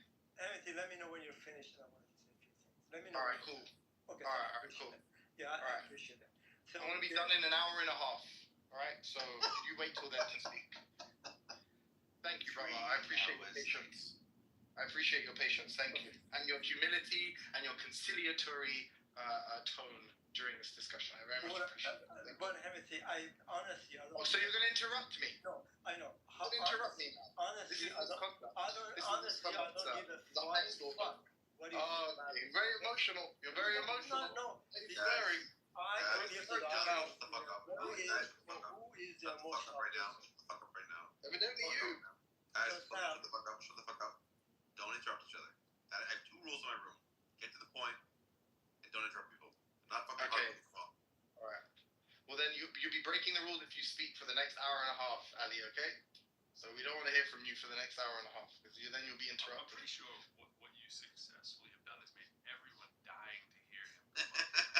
This has been like the most touchless bullshit I've ever heard, bro. I've never been in a clubhouse room where someone's like, "Oh my god, don't bring him to the stage." Oh my Because god. I'll still be, to be fair though. So he can still hit flush. He can flush him off the stage any second he wants. You can just go, "Oh, there it is, boom, bye." Let's just give him one I'm last so go. worried I about mean, it. I actually can't do that. I mean, I'm just saying it. Like Sam, who clearly isn't best buds with him, right? Like, quick on the trigger, right? And I'm sure he can do this. Watch the moderation style. I'm sure he can go. 20 seconds, CM, wrap it up. I'm sure he can do that, bro.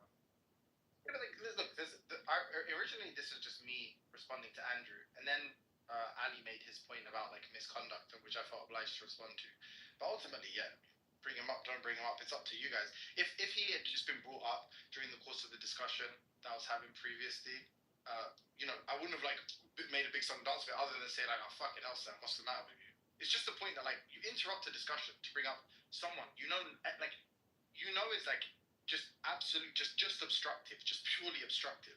Like that's all they're ever gonna do on the stage. And it's like you interrupt a conversation, go, it'd be funny. It's like, but I don't even think there's any meme value in that. Like it's not even really funny to say it. It wasn't for humor. It wasn't. Andrew, you're just. That's even worse. Andrew, you're just a religious person. You believe in superstitions, and I have 12 PhDs, and so you can't come at me with your primitive, backwards ideas. When I studied science for 11 years, I've written more papers than you've ever even read. So why would you even think you could debate me, bro? Yeah, so I'm not on your level. You're not he said, listen again. The reason I did it is because and I tried to wait for a break between the two of you. I wasn't trying to stop your conversation. He said, Andrew, albedo. Now, that was great. hence, I have a. That was a really good impression. When I get the impression, I just scroll down and I see Andrew and CM in one person. And Daniel Nero's. I know it is. Daniel Nero is a world class troll, but Andrew, you want to bring people up from the underworld because Jesus came up from the underworld, but it looks like Donny Osmond in the shoe. I'm not gonna let Donny Osmond in the shoe. BCM, just ask Andrew. Andrew, ask Sam the questions. Who answers? Yeah, I'll answer any question you have with my scientific knowledge. All right, thank you, Emily. That's conciliatory. Okay, Sam, why are you? I mean, CM, why are you an CM, why are you an atheist? Well, it's just obvious that science proves that God isn't real, and if you open the fucking basic biology or physics textbook, you would know that. Okay, what's your best argument against God's existence? Argument? Just look around. Just look at the universe. You can just see there's no God anywhere. Like, I look under my bed, there's no God. It's just obvious. All right, that's all I needed. That was excellent. I got my fix, buddy. I'm sorry. Oh, you can't handle debating me anymore? Andrew, you are running away from this? You are running away with your backwards dark age superstition. You can't handle my 10th level algebraic geometric calculus mind. Don't need to bring up CM anymore. We've got CM here already. I'm sorry, that's too good. All right, well, can I say something? that was beautiful. I stand corrected. I mean, I think that's all I needed. That dose is all I need. We don't need the real thing. Sam could have just impersonated. We could have had it all taken care of, I guess. Yeah, I guess that's all we needed. Anyway, back to it, right, Timothy? You've had your things. You go down. No, I don't have anything to say. I wasn't having like a serious discussion. It was like Will you talk to CM if he comes up? No, like, bro.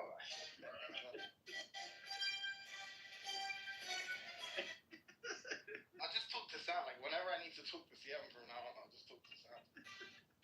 Say something. There's like literally. I played the Vader theme and I then invited CM. Yeah. Oh no. Damn. Is there a reason why he's not? Yeah, so are you guys gonna let me speak, or you just gonna straw man me and all this bullshit Sam just said? Even though me and Sam agree on like 99%. He was channeling his inner CM. Well, CM, how many gods are there? Sam is Again. Not again. Let me correct your question. Just answer. Not again. It's not again. You have an answer. Just give me your answer. My answer is the correct position of atheism, which is I am not convinced by any evidence ever presented by any human, any rabbi, any priest, any imam, anybody in the history of humanity. Every single argument and evidence all fall as flat on their face as they possibly could. There's as much evidence for quote-unquote God or gods as there is for unicorns or ghosts or leprechauns. What's their threshold? So I'm not convinced by any of them. That is the correct definition of atheism. I'm sorry if you guys didn't know. All right, this is gonna be an Andrew CM one-on-one discussion. So Andrew, you got any more questions? Okay. Yeah. This is a one-on-one. Yeah, just tell me, then we'll open it up to the room. But I just want Andrew really Sure was thing. chomping at the bit. So. Yeah, I paid for this. I had to deal with the wrath of Timothy to get this. So please. CM. I suggest you guys read the comments. Yeah. What do you See call what they say? Who's cooking? Who's cooking? Just that one thing. What are you talking about? No, and Carlos laughing at you guys. CM. Who? By the way, Carlos was disagreeing with you. I mean, that's your best bud. Remember? So okay. Yeah, Carlos will come up here and vouch. CM. What do you call somebody who believes there are no gods?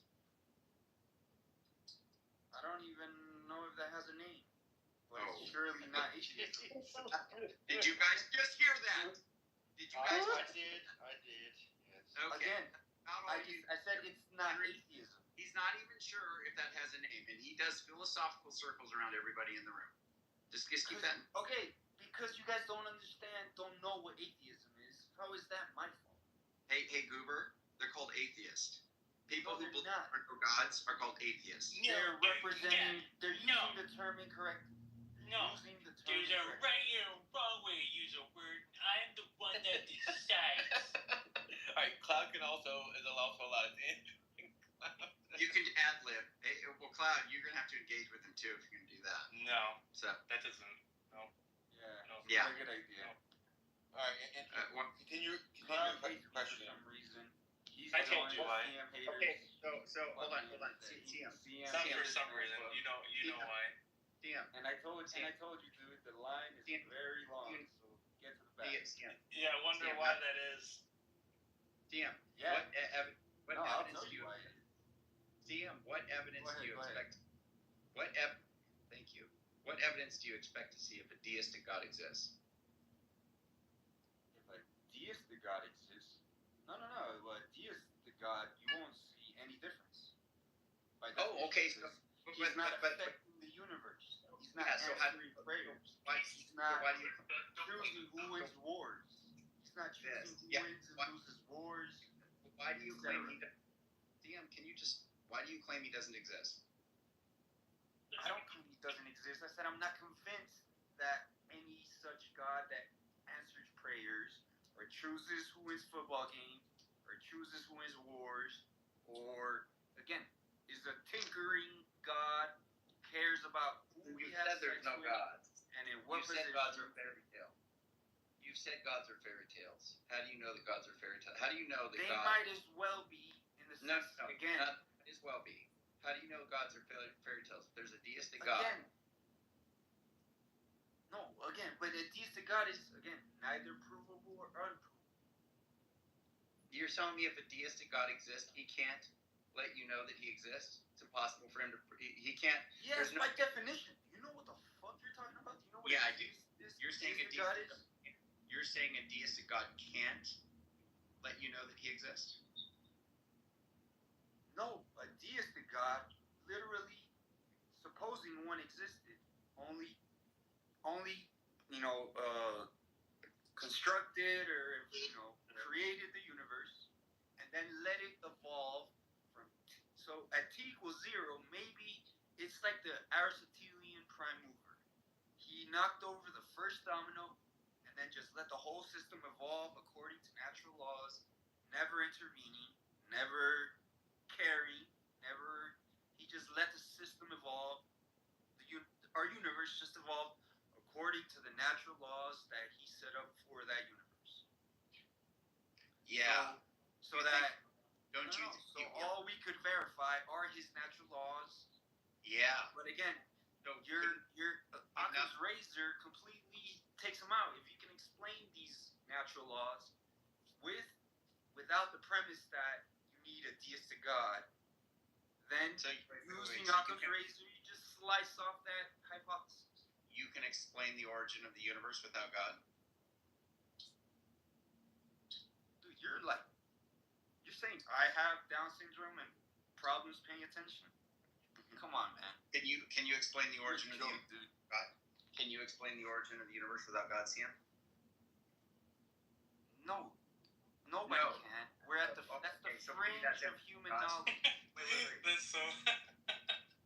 You're at the fringes. You're at the edges It's of like human knowledge. conceding that God is right. It's the right view. Thanks. Any more questions? And please, think about them. Make sure they're I've just said to you. intelligible. Make sure they're intelligible. Make sure they make sense. Yeah, they're can I obvious, valid. I want to concede. I want to concede, and I apologize to the room. So This is Sam, kind of amusing. Sam, you made two glaring mistakes in the things you were saying to Andrew. So one was, you said that deistic God could not show you that he exists. the deistic God can set up the rules of the universe, the starting positions, such that when it unfolds, the stars just write out the words, "I am God and I made the universe," because he could just set the laws of physics. That would be a theistic God. That would be a God. He's setting up the rules at the Big Bang that they will unfold. Okay, but then you're not talking about this universe. You're talking about another universe. Yes, you're a talking deistic about God could. Yeah, but now you are conceding that a deistic God could give you evidence that he exists. Okay, I'm talking about our universe, guys. Yeah, so in our universe, we could find things like that. Now we haven't. You don't even know. Yeah, and we will never. We find could. things Oh, like we that. will never. Did you hear that, Sam? Hold on. He just said we will never. How do you know that, Sam? Because we know what stars are. They're giant balls of burning hydrogen. What? They're giant balls of fucking two hydrogen atoms fusing into a How do you know we will never? Hey, do you guys even know? Do you guys remember my two physics rules? or how stars Hey guys, work? hey, do you guys remember my two rules? You Yeah, guys remember my two rules? So shut the fuck up, all of you. Okay, I'm making a point. So you guys shut the fuck up. So must concede, CM, that in our universe, God could do things like have set it up so that it writes in the stars that I am God. And then remember there's two rules. And outside of the observable universe, or like somewhere we haven't looked yet, God could have done something like that. So in our universe, right now, this universe, there could be proof of a deistic God in this universe. You said, no, there couldn't be. That was the thing you were wrong about. Now, second thing you were wrong about, hey, two rules. Okay, the second thing you were wrong about is you were saying that's not the correct way to use the word atheism. Now, this is not, almost no one in philosophy thinks there's like a correct way to use a word. As in, like, there's like an objectively correct, there's like a sky dictionary where words just come from. Like, these are words that, like, people can define words in context and say, here's what I mean by this term. And that's not correct or incorrect. It's just like, I'm using the term this way. And there's not like a sky dictionary to adjudicate the matter. So when you go, oh, this is the correct way to use atheism, you're just using a fundamentally incorrect model of how language works. And like, what sorts of claims are true or false? Are you done? Now I am done. Okay. No, I'm not. You are. You talking about maybe in some unobservable part of the universe, because not in the observable, the observable universe is about 96 billion light years in diameter. Nowhere in there do we see any cluster of stars saying, "Hi humans, my name is God, please worship me," or no such nonsense. Any part outside of the observable universe, which is determined by our cosmological horizon, you guys know what that is, by definition, it's causally disconnected from our part. By definition, it's causally, so meaning, even the fastest thing in the universe, I could send a fucking light ray, I could send a radio wave, the fastest thing in the universe, those parts of the universe are causally disconnected. What that means is they are receding from us even faster than the speed of light, even faster than light can reach it. Therefore, it is literally impossible to ever have any communication, let alone, any form of causal connection, let alone any form of communication. So again, dude, you're wrong. But again, Sam, I thought I was trying to extend the olive tree because I know you're pretty educated, at least the things you know, and from most conversations we had, again, you're an atheist. You're basically a secular humanist, from as far as I can tell. As in, you don't get your morals from the Bible or some other ridiculous fucking book like that. You get your morals from your own personal conscience and your upbringing and what your parents taught you. You know what's right from wrong, independent of, like, you don't need the Bible to tell you. You see a drowning kid in a lake, you don't need the Bible to tell you, oh, it's fucking immoral for me to just stand here. If I'm a fully grown adult and I can swim, I can jump in and help and save that kid's life. You won't even think about it twice because you are a normal, moral human being. For presumably, right? So a couple of things. I asked ChatGPT, what percentage of stars in the observable universe have we seen? And it says we've seen 0.000000002% of the stars in the observable universe. So you said, oh, we've looked in the observable universe and we haven't seen any stars that are right. I am God. No, we haven't looked nearly enough. You're to know asking whether that's true or false. It's just bro. okay, Am I talking even to Sam or to Jack? okay. Listen, we don't even, see the stars. Okay, They're too small. listen. We see the galaxies with Yeah, the stars exactly, are in. exactly. Which Galaxies exactly makes my so point. far away, Exactly, which makes my point for you. We have not checked all the stars to see if there's a place where it's written like that. We have not seen enough of the universe where we can rule that out Even a priori. I'm we a cannot skeptic. rule this out a priori. And you said, oh yeah, we looked in the observable universe and we know. Well, we haven't actually checked this fucking 96 billion light year across thing inside the observable universe to fucking check whether it's like that. No, that's the thing you were incorrect about. No, a meta point is that you're just unwilling to concede points. You're just unwilling to concede points, and it's very annoying. You said a thing that was wrong, and pointed out why it was wrong, and now you're not willing to concede a point. Ian, you are wrong. The bottom of the ocean. Nothing I said. The earth. The center of the earth. The bottom of the ocean. There's areas of this planet that we haven't even observed. What are you talking about? Fucking astrophysicist on the planet. You are out of your gourd. You're so dishonest, Sam. This is what I'm talking about, Pro and Ali. This is unbelievable dishonesty. You know that we have not explored all of this universe. I know. Okay, so therefore the deistic God can show that he exists. What are you talking about? Not necessary for the point that Sam's. It's not a matter of whether it's necessary. It's a matter of being honest about what we're saying here. Okay, so if we're going to be honest and we're really having this conversation and you were really serious about this, are we proposing that the God that creates everything would write its true identity in some distant, remote galaxy and would know where we where can't all the even people see are? it? Right, No, guys. Yeah, he created the universe. Guys. No.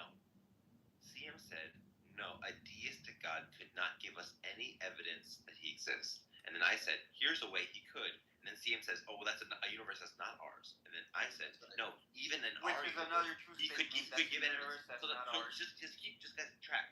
The thing that I'm saying CM was wrong about is that a deistic God couldn't give us evidence that he exists. And he was wrong about that claim. And he's willing to concede the point. I'm wrong about that claim in your hypothetical universe. I'm not wrong about the claim in our universe. Don't most people consider a deist God one that doesn't interact by definition? Exactly. I already made that point. These people have trouble understanding. Guys, I never claimed that this deistic God that writes his name in the stars is interacting with the universe. I'm saying the way he sets it up, the rules that he sets up in the thing are such that it unfolds this way. And also, just to be clear, guys, you guys are being hyper literal about the sort of writing your name in the stars.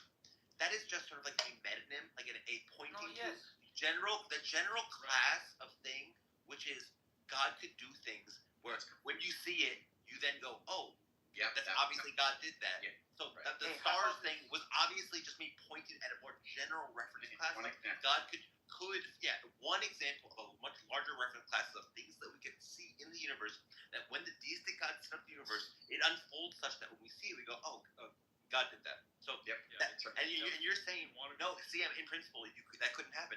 That's wrong. That's wrong. It could in principle happen. It could be biology, it could be chemistry, it could be a ton of different things. It doesn't have to be stars. It doesn't have to be any of that stuff.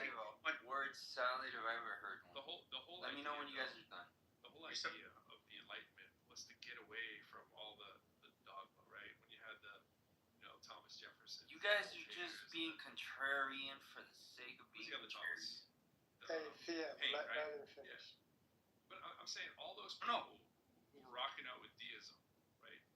Their whole thing was, we don't need these divine books.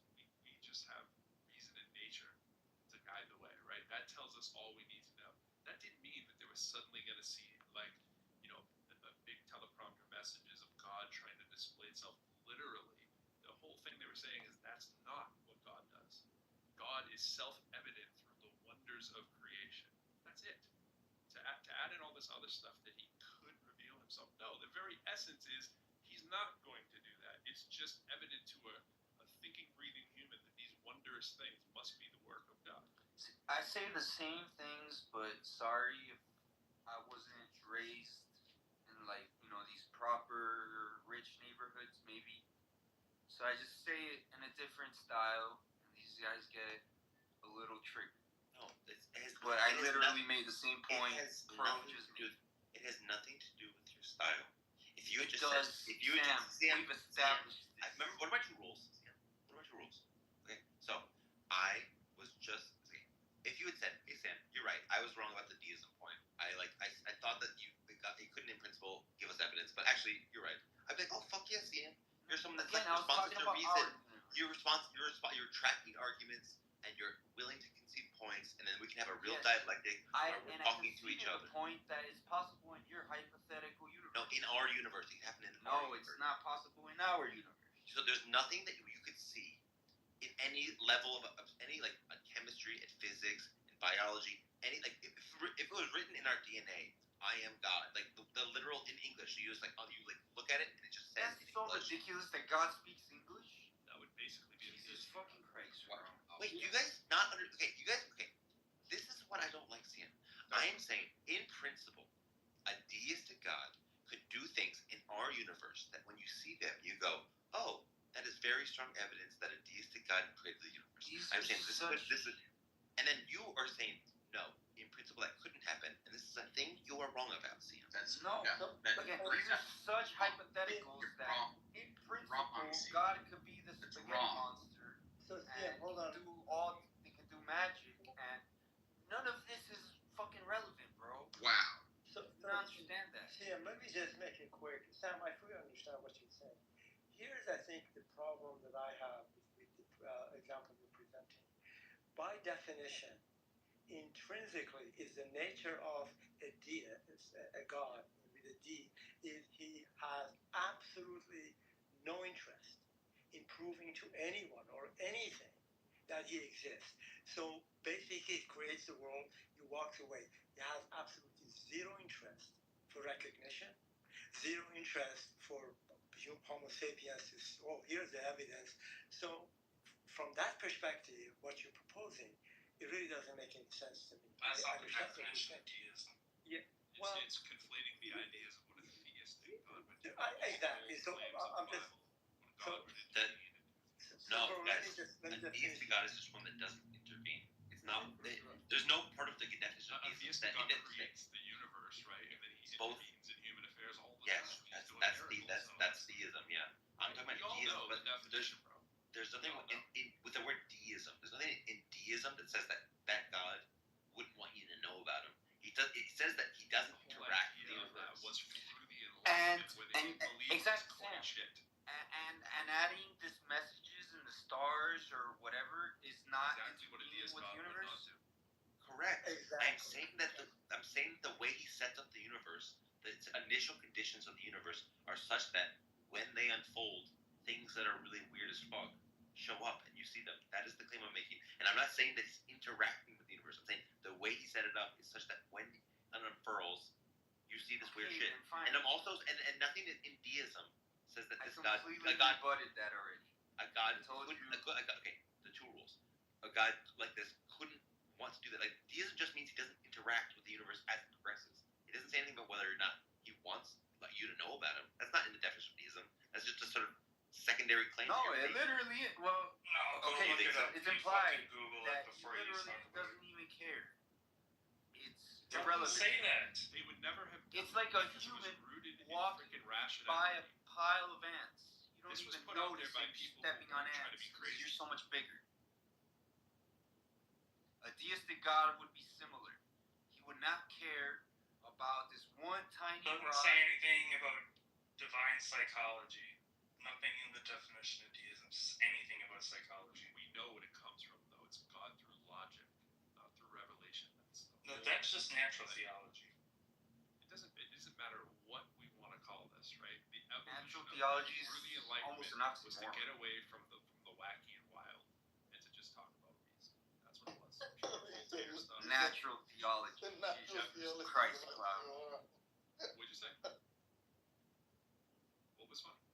No, he said Siam said natural theology is Yes, theology about nature. In physics, we let nature speak for herself. Nobody wants to talk about Wait, this. bro, This is the bro. essence of what you had, Hey, bro. Andrew. You want to talk about deism Hey, and bro. theism? Can I just speak to you straight? I just want to apologize to you and Andrew and Ali as well, because this actually was kind of entertaining for the final part of my walk. So thank you guys. I was wrong. You're right. Dude, and Timothy, honestly, I appreciate it. you're fucking, dude, the emotional outburst that you were having while saying Ali was being emotional, I've never seen such levels of cognitive dissonance. He wasn't being emotional. It was just. I've never seen such levels of cognitive dissonance in my life. Yeah, you're right, Jim. Good job, though. You're cooking right now. Keep cooking. Don't. Yes, it's important that you guys not interrupt me. So I want to make this point.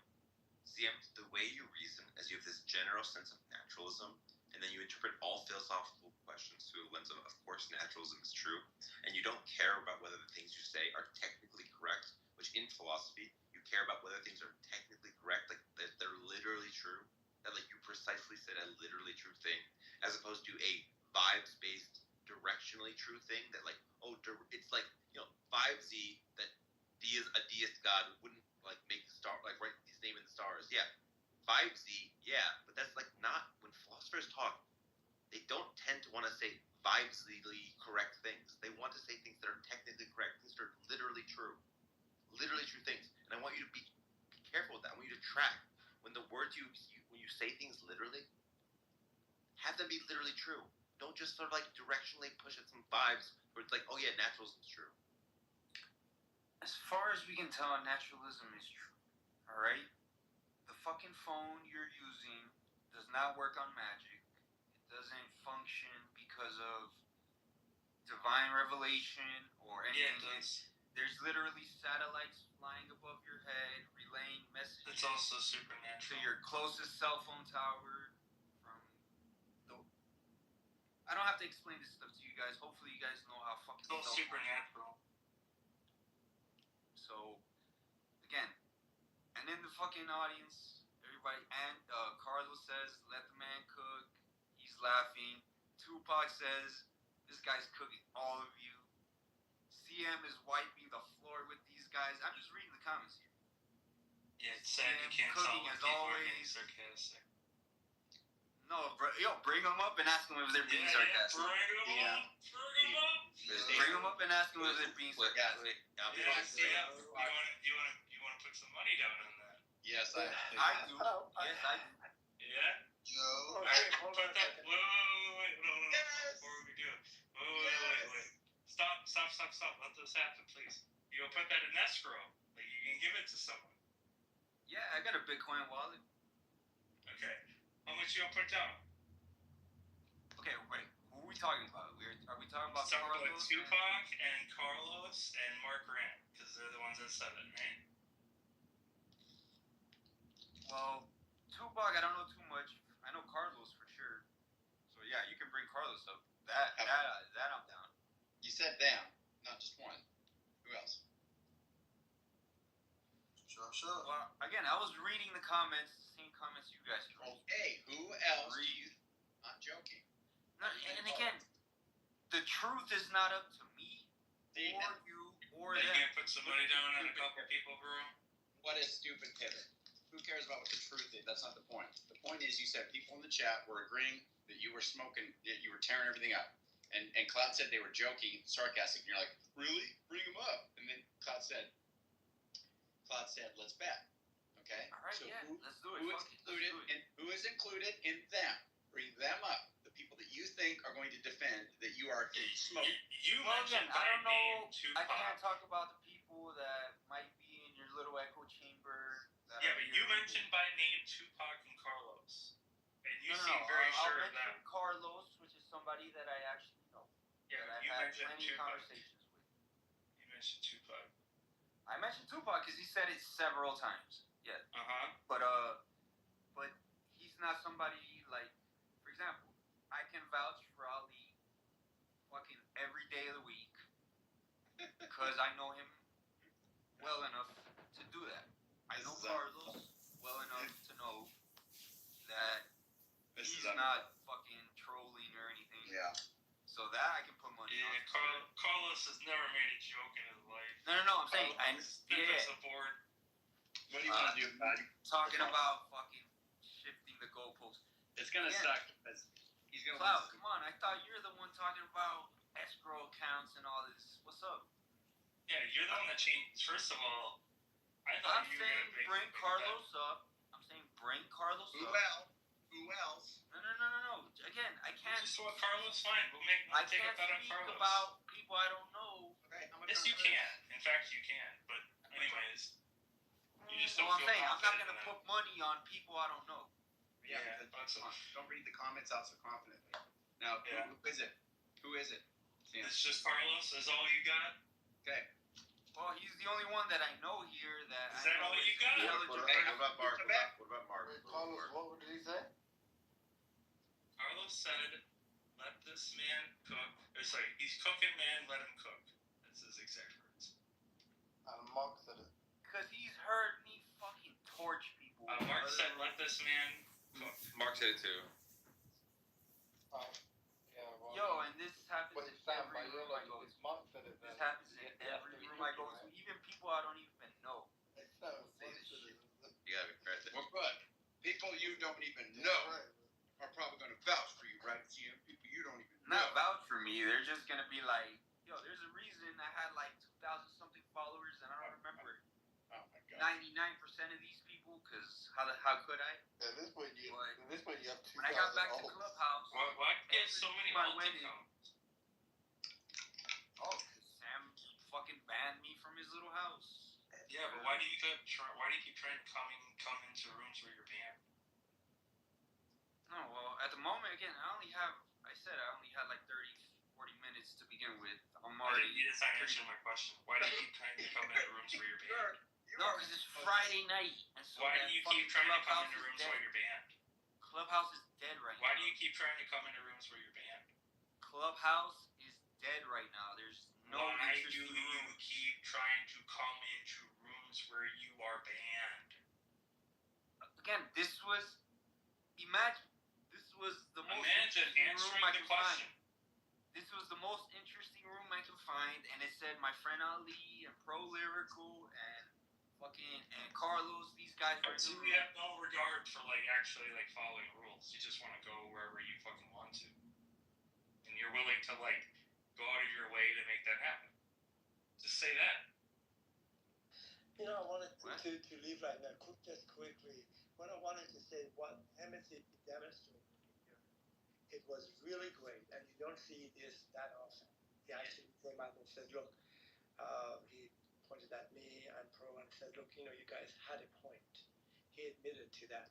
This does not happen that often, and that's great. That shows the man is intelligent, he's considerate, he has critical thinking, and he's willing to change his If perspective. he's being honest.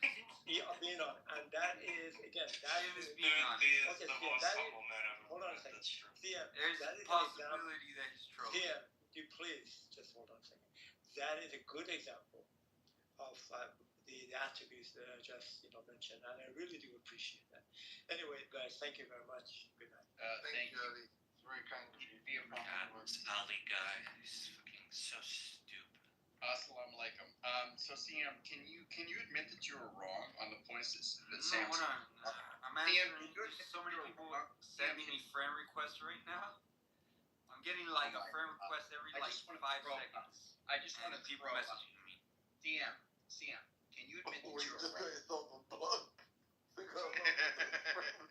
No. Again, I told you guys I only had 30, 45 minutes. You only had 34. Can you admit that you're wrong on the claims that you made? Can you give me a particular claim that I was wrong on? You said a deistic God could not show you that he exists. Yes, in our universe, not In- in Sam's hypothetical universe where Could he be the- constructed it that way. Could it What be the the fuck? you just- guys are. Could it be the case that you find something that says made by the deity? In Sam's hypothetical universe, perhaps, because he Okay. constructed it that way. Dan, can you please just drill him on this? Because I'm gonna get frustrated. Can you? No. Actually, Again, just say we do literally anything else. Yo, hey, my my Why friend is said- any times like any energy spent on this guy? I don't know. Like it's anything else. Sasha, these guys So think look we're up CM. genius. because it's You don't even know it's the one difference thing. between objectivity and subjectivity. Wait, guys, It's one thing to have like we all have conversations with people. It's Well, embarrassing. you know, a little And these bad guys, than that. according to these guys, you're But like this guy is like a confused drunkard. So I don't understand how anyone could have strong opinions on his like inability to grasp something. He's he's a neurosurgeon, Bob. That's how you present for N word on guys. Okay, one more thing before we go back to the lecture. Cloud and you were having a bet about whether or not Carlos agrees with you or not, or whether he was trolling. Do you want to make that bet, Cloud? Yeah. Okay. Do you want to put $20 on it? I'll put even more. How much you want to put down? Check my Bitcoin wallet. I know I got at least 1,000 in there. Oh wait, CM's betting that. I'm down to double my money right now. He's cooking. Alright, do you want to do $1,000? Double my money right now. I'll put down 100, but let's be clear about what the specifics about, because trolling is really kind of vast. I'll be more specific. That I don't think that Carlos, when he says that, thinks that you are saying anything to rebut what we're saying. When he says that, he's just You not think egging you on. saying I'm full of shit and he's just I don't know where. Wait, I don't know why you're saying that. You think he's trolling? I'm saying I don't think he's trolling because I know him. Just stop talking. Albedo, formulate your sentence, and then let's see if CM wants to bet that you're wrong about what Albedo you're can't even. Okay. He's already backing down, bro. He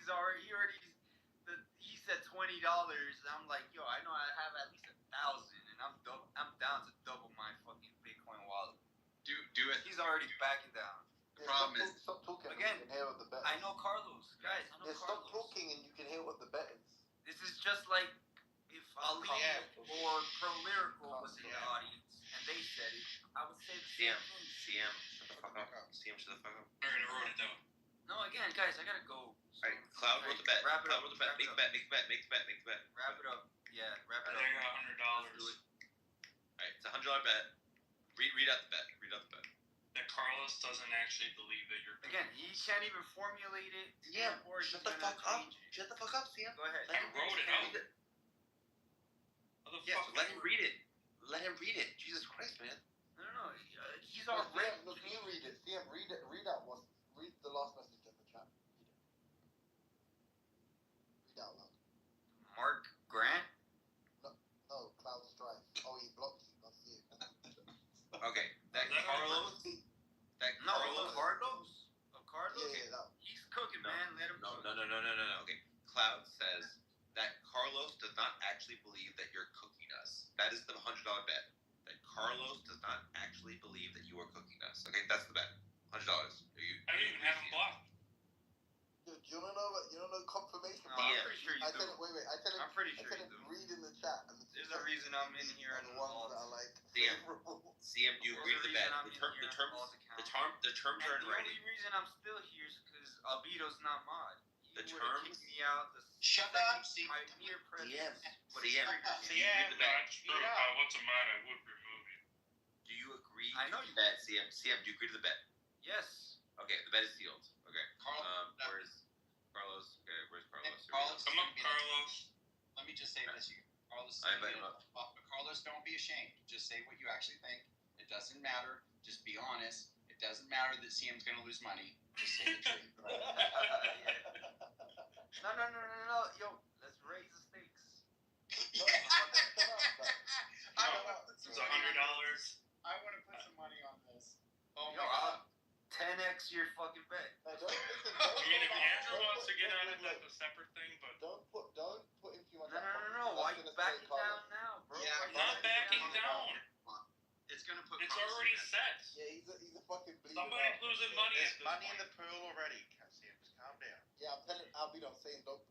I wanna win more money, though. Side bets. I want to win more money. And Carlos is gonna feel pressure. He doesn't want to fucking. Better final. Columbia. Yeah, it's true. Yeah, I don't want Carlos. Yo, he's not gonna do that. Carlos, answer your question. Alright. Yo, Alright, guys, Carlos saw me. everyone stop. Mo- Everyone stop Carlos talking. saw me Shut up. shit out of this Sam, motherfucker just mute everybody. yesterday. You know what? Sam, if you don't stop talking, Sam, I'm going to just move you down. Now, Carlos. Dude, again. Yeah. I said, let's. Alright, so Carlos, did you, was Sam cooking us? Yes or no? Yeah, so it was a half troll. That's the answer. A half troll?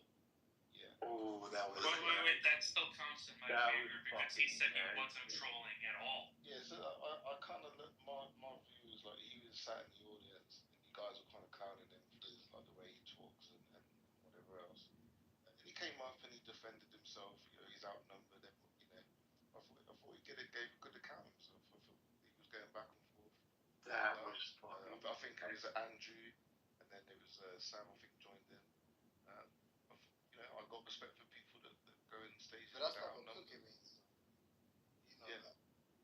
Yeah, we understand you respect that he went into like the lion stuff. Like we can understand that, but that's separate from cooking. Yeah, I found his back and forth entertaining. Entertaining is not cooking, though. What would be No, Carlos? he already answered. His specific words were right when he said it. He said he was half trolling, which that's consistent with the fact that he is trolling, and not consistent with that he is not trolling. Yeah. Okay. Basically a one-drop trolling.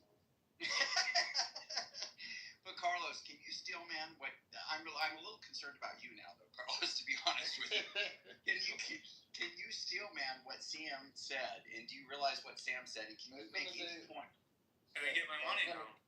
I want to contextualize this. Carlos is also someone who defends key jumps. But sorry, Carlos, please. But can I get my money now? You will get. We got to get it from. Yeah. But he came up to debate you, Andrew, right?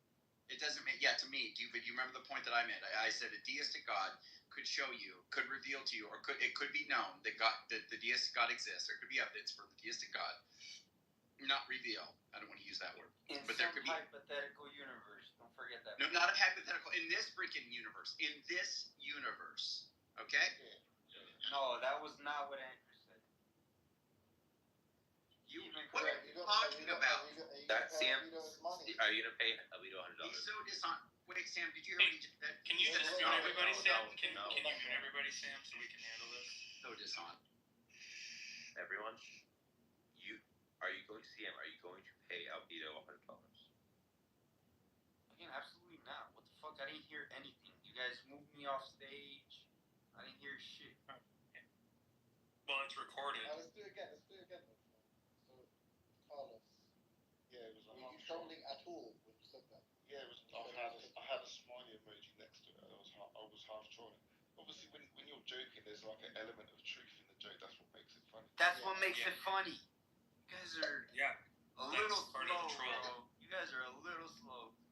That's my cash app. So you're gonna pay the No, I don't have Cash App. I got Bitcoin. I'll send you my Bitcoin wallet because I don't have Bitcoin. No, he doesn't need your He doesn't need your wallet. You need him to send you. No, I don't. Wow. Carlos just admitted the reason he was trolling / smiling and chuckling. It's not about the reason. The truth. He said he was trolling, which is what I claimed. Yeah, because of the truth of what I was saying. Wow. Yeah. I mean, I think this is really the way to like kind of cleanse the community. This was $100, Sasha. It's not even something small. I mean, but look, would you pay $100 to never see CM anywhere in these rooms? Absolutely. He doesn't need to pay that. He already blocked. No. I can only get you out of the Andrew rooms and maybe some of the Gestalt rooms. I want you off the app. And I would easily pay $100 for that. I know you.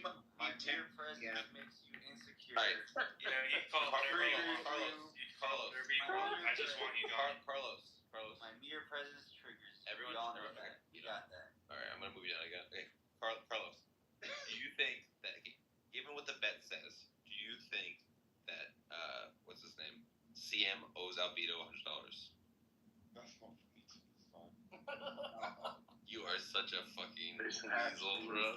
You're dragging me into this. I was chilling in the audience. You're such a fucking weasel. You know, this is dude. actually why I was like apprehensive to letting just Carlos do it, because I knew Carlos would want to take the middle ground as much as he could.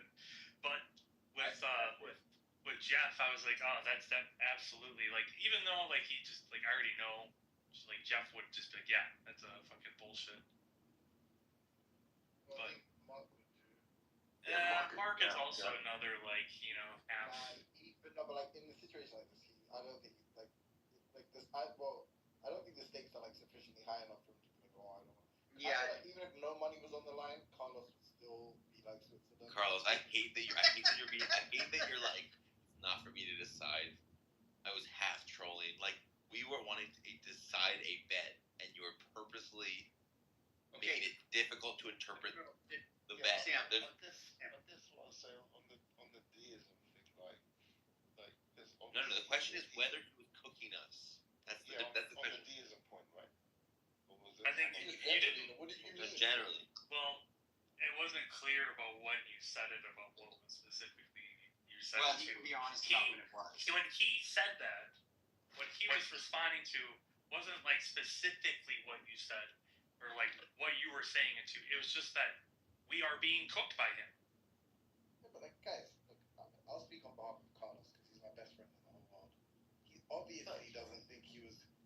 doesn't think CM was cooking anything. He knows he's a drunk idiot, but he's like this like bleeding heart, especially when it comes to like atheist/new atheist types. Because of that, he feels like obliged to defend CM in some way. He doesn't want to see him like lose like this. So because of that, he's just not going to answer on this. He doesn't want to see him. That's where we're at with this. He doesn't want to see him. Thanks for the solid analysis. This is so disappointing. I was like ready to buzz of CM having to pay $100, and now we got this fucking Carlos being like half trolling, not for me to decide. And I guarantee you, if it was like not out, the only reason he's doing the half trolling thing is because it's Albedo. If it was me who had made the bet, he would have just voted for CM. He'd be like, no, definitely. He 100% cooks you. Here, but hold on, Sam, Carlos. I think you could be honest with this, okay? The bet is that you were not trolling, and you said you were half trolling. That makes him lose the bet. What's your rules? I'm not deciding. Well, no, but if you were Carlos, come on. If the bet is this is my bet. I'm saying I'm betting. This is my bet. But Andrew, CM didn't even agree he lost. Yeah, exactly. I agree. So I guess it doesn't have to That was my major point. Hey, Sasha. I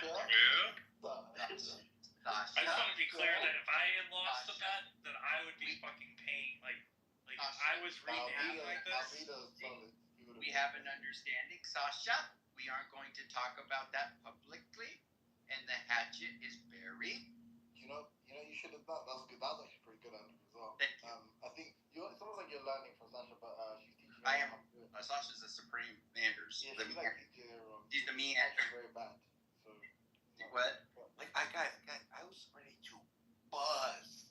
And Okay, Carlos is out here. You know, you should have phrased Carlos is out here like, oh, this is about. Now keep your pants on. Bring CM back up, yeah, and ask him, like, does he think Carlos was being 100% serious?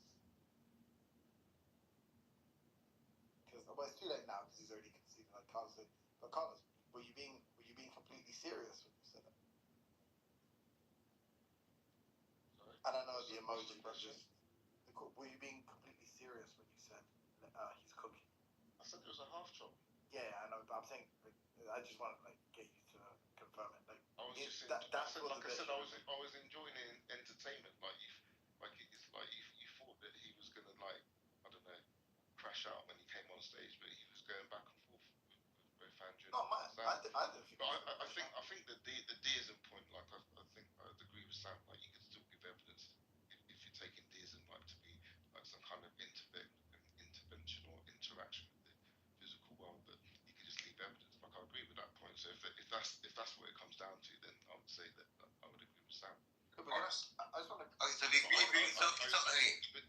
disagreeing with me means that that CM was not cooking me. Yeah, because CM was disagreeing. He was saying that was wrong. And I said that. I said a deistic God could provide evidence that he exists. That's what I said. In this universe, doesn't matter. In principle, doesn't have to be this universe. I said could. And he said no. Okay. So the fact that he agrees with me is kind of not consistent with the hypothesis that he was cooking us. So, I mean, I think that sounds like CM lost the bet, but you're still leaving it ambiguous, Carlos. You're still leaving it ambiguous. So the comment was in reference to me being entertained by the whole back and forth. Yeah, he okay. Well, that's okay. Yeah, but the way CM understood it is that he was cooking us as far as the points, the substantive value of the points, and his points were not substantive. He was wrong. Yeah, and that's the all the points. Did you get onto the deism thing when he came up right away? Was it some? Yeah, pretty much. Well, pretty much there was no points that he was cooking even prior to that. We were just going back and forth. I asked him if he was an atheist. He tried to explain what he was. I said, well, what is a person that says there is no God? And he's like, we don't really have a term for that. He said we don't have a term for people who believe that there are gods. Do you think that's cooking, Carlos? Do you think that's cooking, Carlos? We don't have a term for those who believe there is no God. Yeah, obviously I'm going to side with the atheist, but yeah, I think he gave whatever reasons he believes in God. That's terrible. Yeah, when I said he was cooking, I wasn't being like serious. I was just being. Thank you for being straight. Troll. Thank you, brother. Thank you. Well, a half troll meaning, but he didn't say anything substantive, though, right? When you get down to the substance of what he's saying, you don't think he made a point. If you could, then you can remember when you said that. Is there anything that he said that you thought was substantive that overtook what we said? Did he say anything that was like, oh, Sam, Andrew, you're wrong for this reason, and or whatever we said? At any point, did you say, yep, that's right, he's correct? No, I agree with some of the deism points. So like, that's right. He says stuff that was substantive, but you could say it's wrong. Like it doesn't overtake what you said. You could say that, but he came up and said substantive stuff. Yeah, over the continuum. I don't think he's junk either. Do you think that was I being cooked by CM? No, but I was enjoying the. Well, I was not enjoying it. You weren't cooked, Sam. You said no. He said, okay. Bring CM up. Timothy, I made it odd because I've sent him down so many times that I can't bring him down up anymore, I think. All right, bring CM up so we can get this payday on. Yeah. You're like making Timothy like do the worst thing possible. He has to bring CM. I told you I can see that this has been. No, I know. I believe that. You're a stubborn man, Timothy, but you do come around. One of the least stubborn of the people we debate in this room. He's like willing to concede points. It's actually not that stubborn. Well, I mean, Anthony's right. I'm like, there's some things. Yo, did you guys read the comments? So. Oh boy, we're gonna do a second bet about comments on the bet. No. Carlos said that you were not cooking me. So yeah, CM. Carlos said not cooking you in your hypothetical universe where you constructed it that way. Is this dishonorable? Yeah, of course we said it's possible. No. The bet was whether or not Carlos was being dead serious when he said you were cooking us, and he said affirmatively. He said I was making substantive points. But he said you were not. He said affirmatively you did not cook me.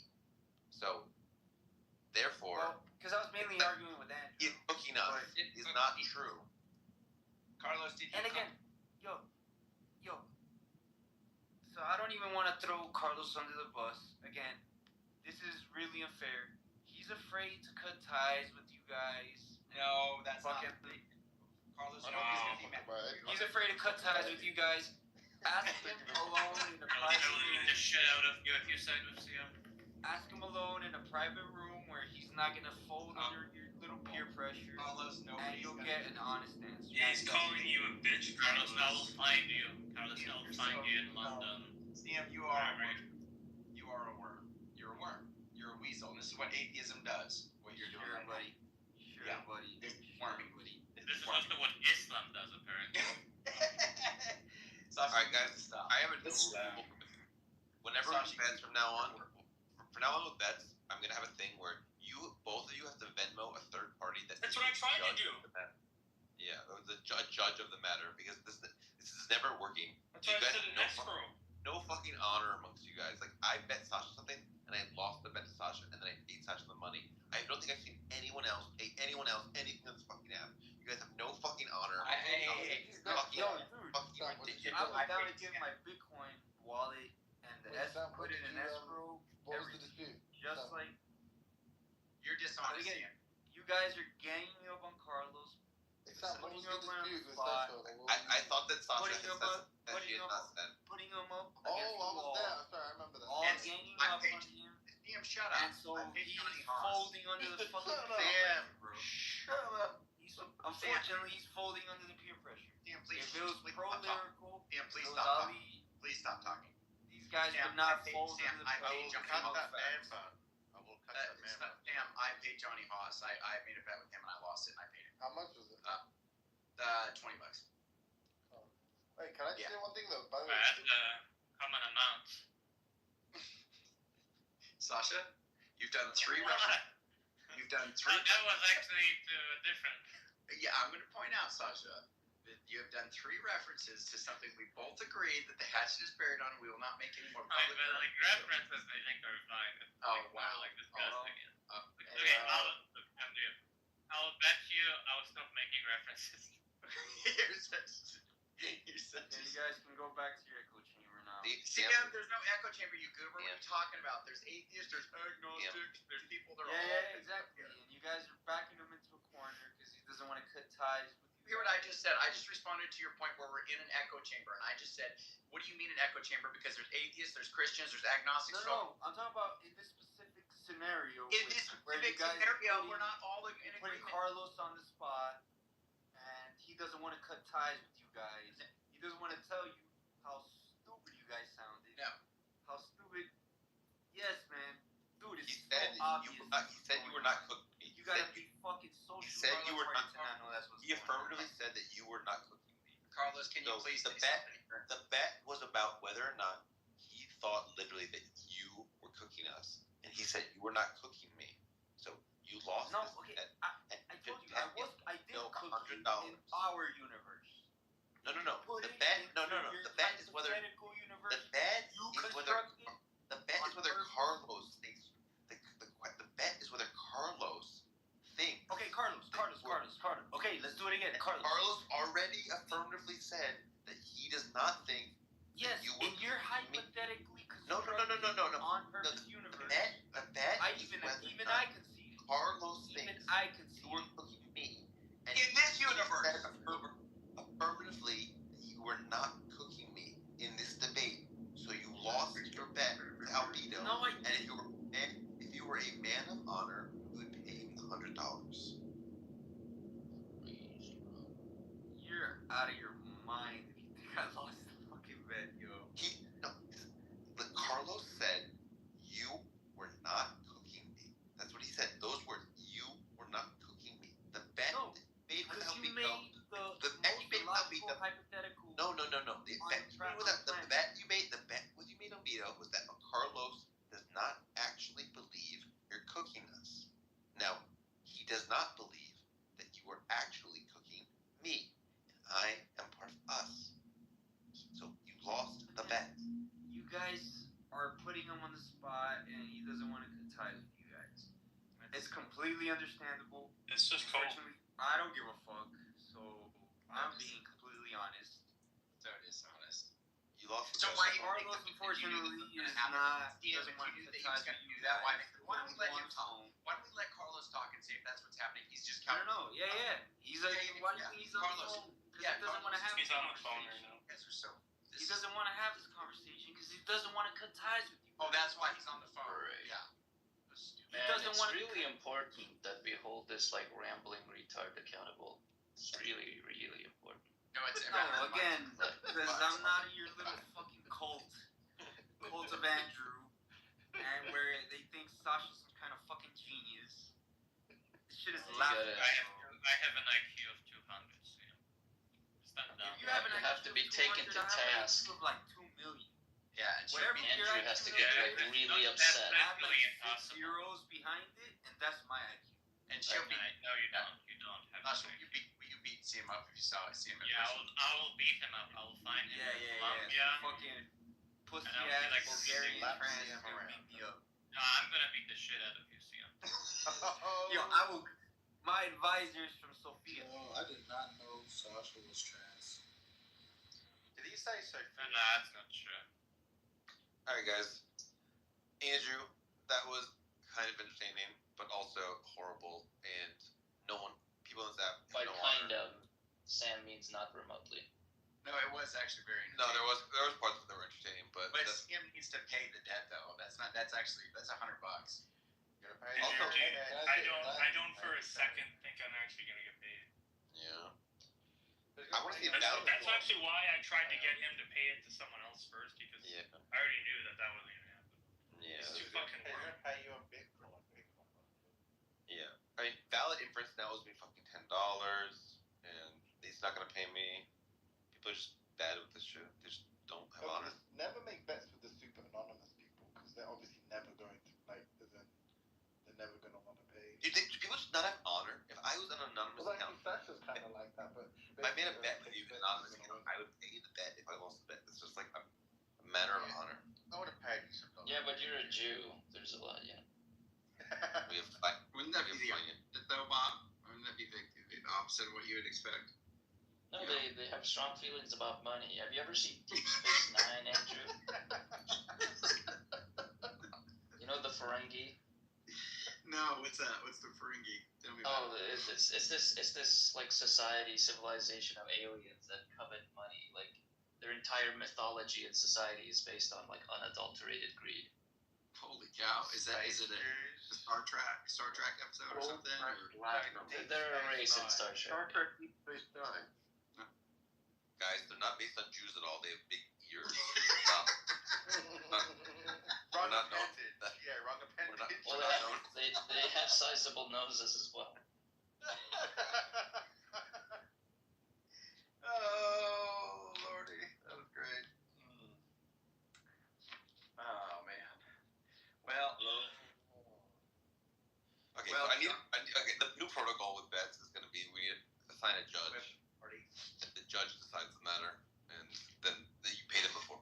That's the new protocol. You can't make bets with unserious people though, and expect to get paid. Are you saying Well, CM's not serious? No, do it for when they're really calm. Judge. I made 2 bets recently, and I don't think I'm gonna get paid on either of them. I won 2 bets recently. I don't need to on either of them. I just needed to be. This guy was beating me on something about the brain, and I said there was a correlation, and then the first Google search said there was a correlation, and it was like the You most. should have bet Sully earlier when you were yelling at Sully. You should have bet him. Yeah. Is that like worth listening to? No, it was a dumb little thing. It was not worth listening to. The Ethan versus Sully thing was very funny. If you haven't listened to that one's very funny. But the Okay, I don't want to listen to Ethan speaking about some of these topics, to be honest. Well, you should. But what happened with you, Sully? No. Ethan versus Sully was Oh, Ethan versus Sully. Sorry, I misheard. I thought because you told me to listen back to your conversation from today, right? And I was like, I don't really. No, Ethan versus Sully. What happened?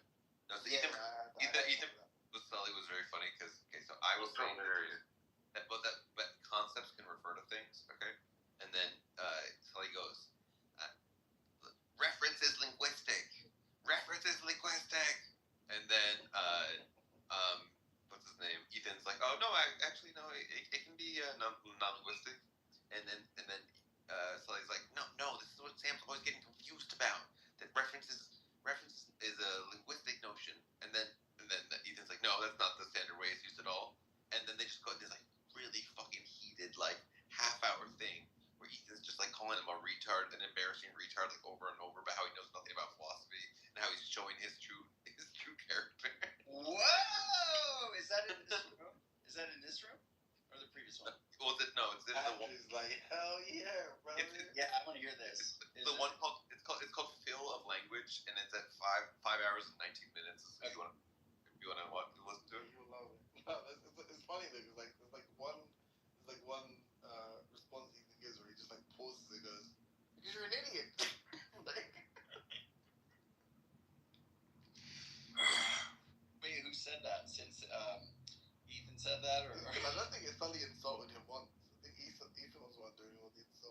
was the timestamp? Did you say? 5 hours 19 minutes. That's till awesome. How did you know that, Sam? Did you? Because I said it to him because I thought you would find it entertaining that. Oh, yeah. Yeah, I did. I haven't finished that. I need to go back and listen.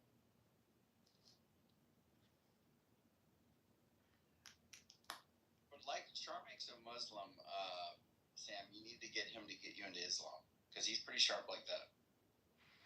Wait, what? Doesn't Sharmake believe in jinn? Doesn't Sharmake believe in jinn? Right? Wait, isn't this the person that we debated on whether jinn exists? Market. Who is the jinn? Samuel, who is this jinn that would you be? Sharmake, you believe in jinn, right?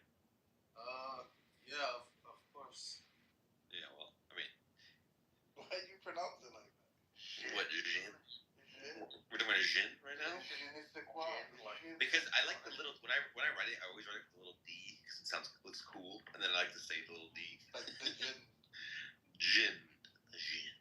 There's like the jaw, isn't it? Isn't that like song? Oh, yeah, no. Go on, Shamaki. Yeah. No, we don't need to debate jinn again. Sasha, my room is called Wokeness. I wanted to get your views on wokeness. I actually wanted to say something about that. It's okay. I don't want to debate whether jinn exists. Sasha, do you want to? No, it's not about Jin. It's about wokeness. Okay, I'm going to ask Sasha, and then I'll ask you after Sasha. I'll go to you, Shamik. What my view on wokeness? Yeah, your views on what wokeness is, whether it exists, and like if it does exist.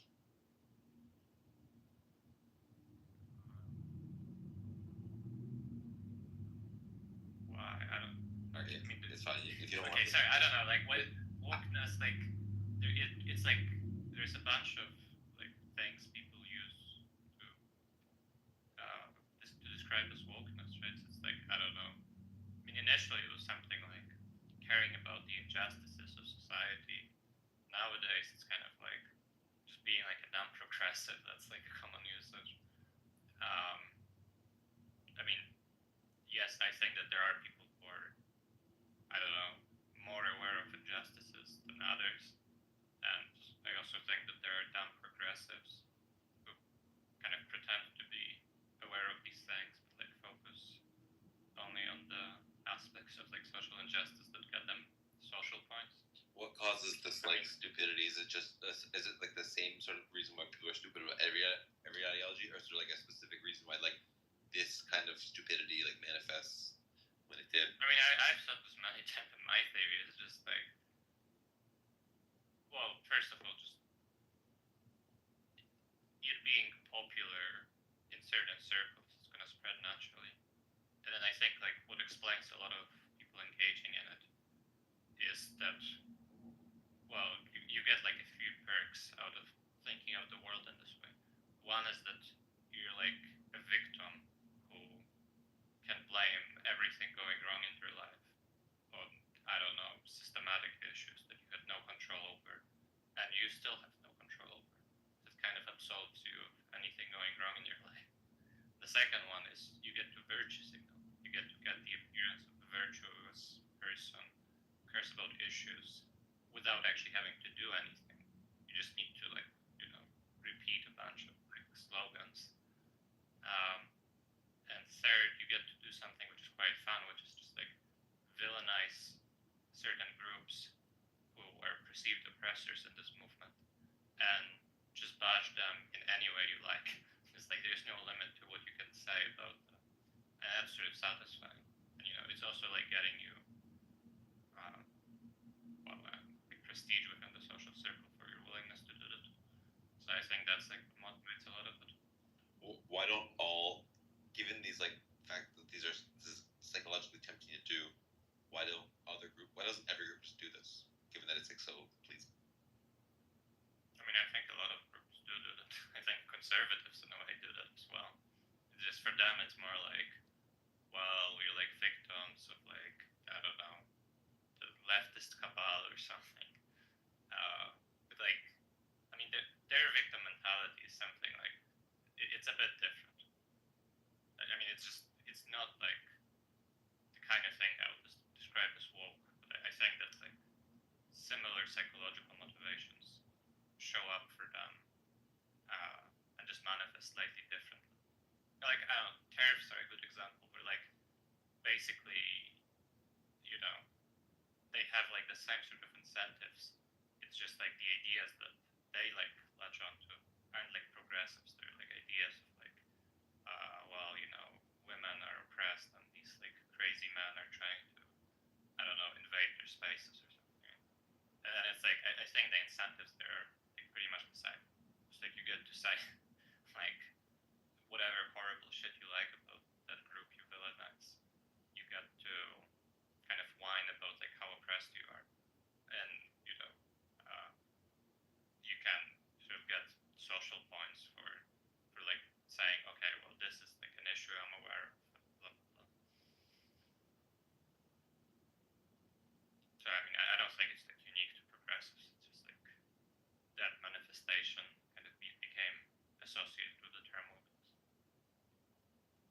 It's interesting and plausible. Thanks, Sasha. Sharmik, you said you had some views on wokeness that you wanted to articulate. Yeah, I was thinking about when I was hearing speak, he was making fun of that one CM guy. He was like, he was basically mocking him, and this thought came in mind. He was like, just look around us, right?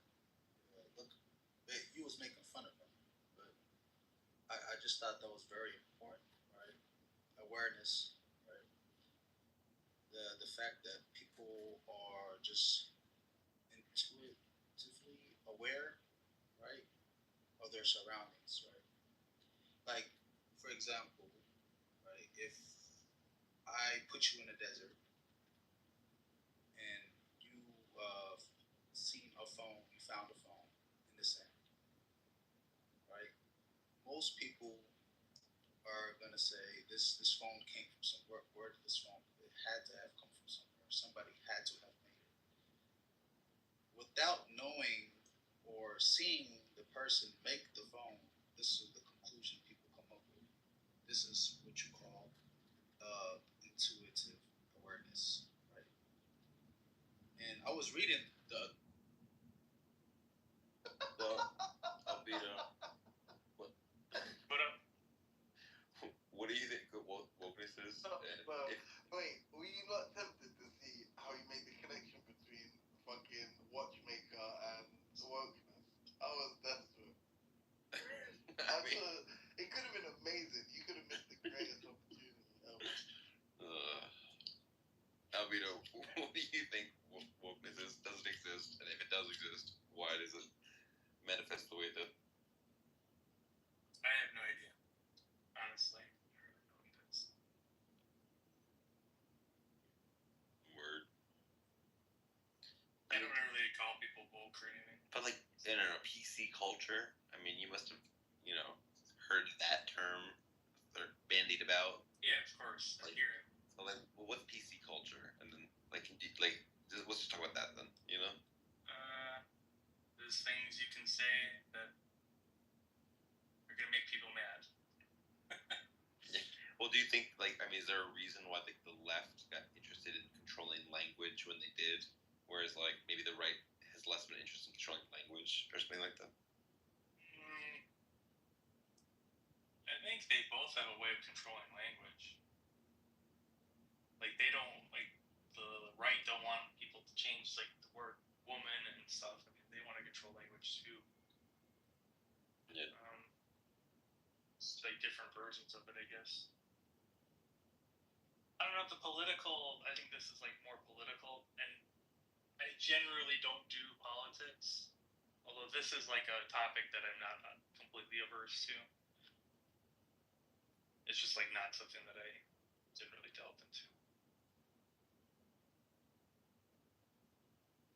Makes sense. I don't know. It's very interesting to me that, like, on one level, people seem to care so much. Okay, on one level, like, what language we use, and I can't say the word fag anymore, so now I'm oppressed. Like, on one level, that doesn't matter, but intuitively, people really think it matters, and I think the reason why they think it matters is, like, two things. One is, like, what your culture is, like, matter. Like, it does in fact matter, like, the norms and culture of your society. and if people are able to enforce things on you that you didn't agree to, it means like you've like lost control of your culture. And then I think another part of it that bothers people is it's like very clearly trying to like lower the status of white people. That like, oh, you can't use, we can use certain words, we can talk certain way, but you can't. You are lower status, and that people are very like affected by their like feelings of being lower prestige. And I think that this is like why it drives people crazy, even though on the face of it, doesn't seem like it matters that much to their life. Just them being brainwashed by conservative bullshit. Like,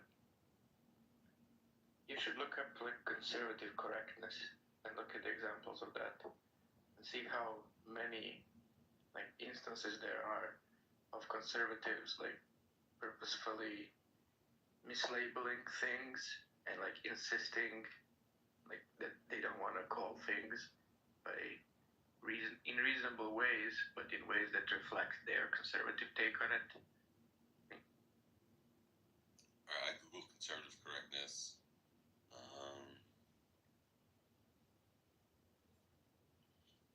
I hate the website Rational Wiki. That's the first thing that comes up. Yeah, that's the best wiki. You like Rational Wiki, bro? Oh man, hate Rational Wiki. Like, I think that Rational Wiki is fine on things like UFOs or whatever, but when it comes to like anything that's like politically contentious, I just find that they are not fair. Yeah, and if you were a UFO believer, you would also think that the first part is also bad, like about Rational Wiki.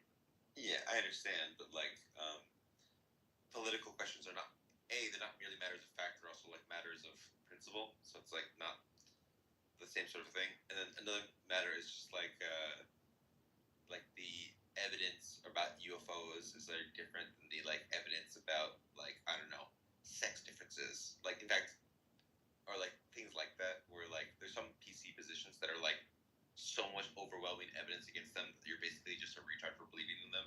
What's one And like example of that?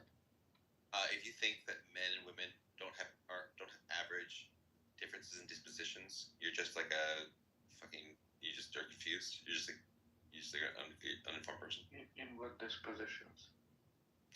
Men are on average attracted to women, and women are on average attracted to men.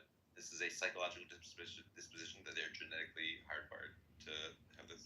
You think like someone in PC circles deny that heterosexuals are like the majority of the population?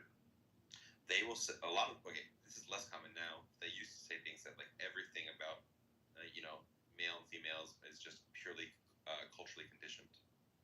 This was a common view even a couple of decades ago. It's less common now though. I mean, I'm not gonna take your word for it because like in any activist circles online or in real life, like I never hear such things, and I've been like on the left for I don't know 15 years probably, and earlier I was pretty active like among the radical left, like anarchists and Antifa, like again both in real life, so here in Eastern Europe and online. So like when people like say these what I would call like conservative claims about what the progressives believe and what they like always say or often say, like it seems it's almost always very disconnected from what I've like heard or read.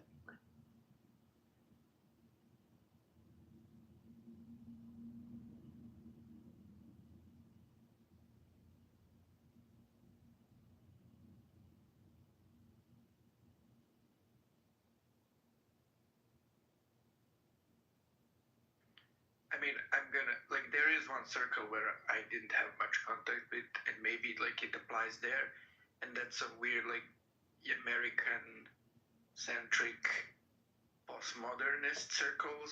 Like I have no contact with that. Like I'm pretty much against postmodernism. So like I don't know those weird philosophy kind of bent people who might be like doing some progressive stuff. Maybe what you're saying like applies there, but I don't think that's representative of like leftism or progressivism.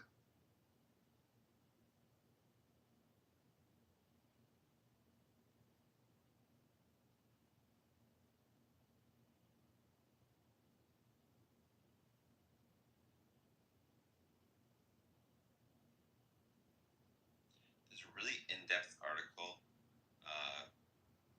on this guy named David Gerard. And David Gerard is like a prolific editor of Rational Wiki, and he has edited Rational Wiki upwards of 30,000 times, and it just like points out in exhaustive detail his like malfeasance. I can't. You've yet to accept me on Discord, so I can't just send you this message right now. But I don't know. I guess I'll just message you or the app.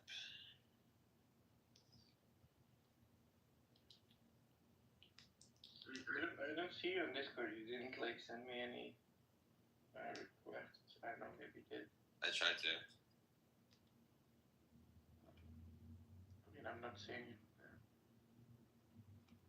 Alright, well, I'm Dingus Rosen, so if you want to add me, you can. There's no spaces between them. I mean, I have message requests, but like none from any dingus. Well, can you just try to add Dingus Rosen on Discord, and then where am I supposed to find that? I think you can just friend request and then the name Dingus Rosen, and then anyway, I put it in the chat. This is like an exhaustive. I see it in the like friend requests. Alright, sweet. Alright, I sent you to it. So this is just like an exhaustive article, like pointing out this guy who edited Rational Wiki 30,000 times, and like his like personal bad epistemic practices and like corruption that he's up to. So like, I don't know, this is the sort of thing that makes me dislike Rational Wiki. Is that like a guy who's edited it 30,000 times is just like in no way held accountable for his bad actions. Anyway, but whatever. It's like that's pretty. You can read the article and tell me what you think, or don't read the article. Like it's up to you. I like. I mean, what's the point? Like that he managed to get away with like some bad faith edits? Or... Yeah, lots of bad faith edits. I mean, okay. And he wasn't a marginal figure, as I said. He edited it 30,000 times. He wasn't like a marginal figure.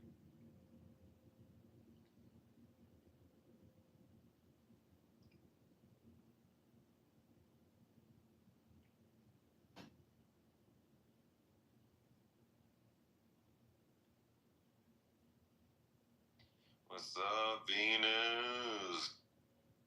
Yeah, what's going on? Hey, Venus, have you interacted with CM at all? Isn't that PhD math guy seems confused about everything? Yeah. Well, I was gonna ask you, do you think he's one of the great, clubhouse philosophers in his reasoning a bit? I don't know. I think he's always like either trolling or just stupid. I can't figure it out. Yeah. He owes Albedo $100 and will not pay. It's unfortunate. Apparently he's good at math, though. Yeah. I mean, probably better than average, but probably not like. Probably, I would guess that does he say he's a PhD in math? Yeah, that's what he claims. Like, I would expect other PhDs in math to not think he's very good. If I had to, make a bet. Yeah, I wouldn't be surprised about that.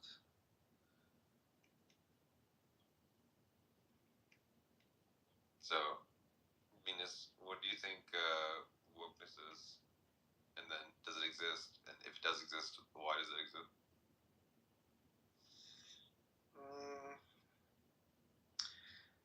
What do I think wokeness is? It seems like I just think it should be something like about like identity issues pertaining to the Me Too stuff and the trans stuff, and like race stuff, to like a more extreme extent than the average concern of people on the left side since like 2017, something like that. I don't know if I have like a more precise definition. Though I think it exists, yeah, I think so. As a phenomenon, I think there's do I think it's like an issue or it's like a huge part of the leftist movement? No, I don't think so. Why do you think it happened?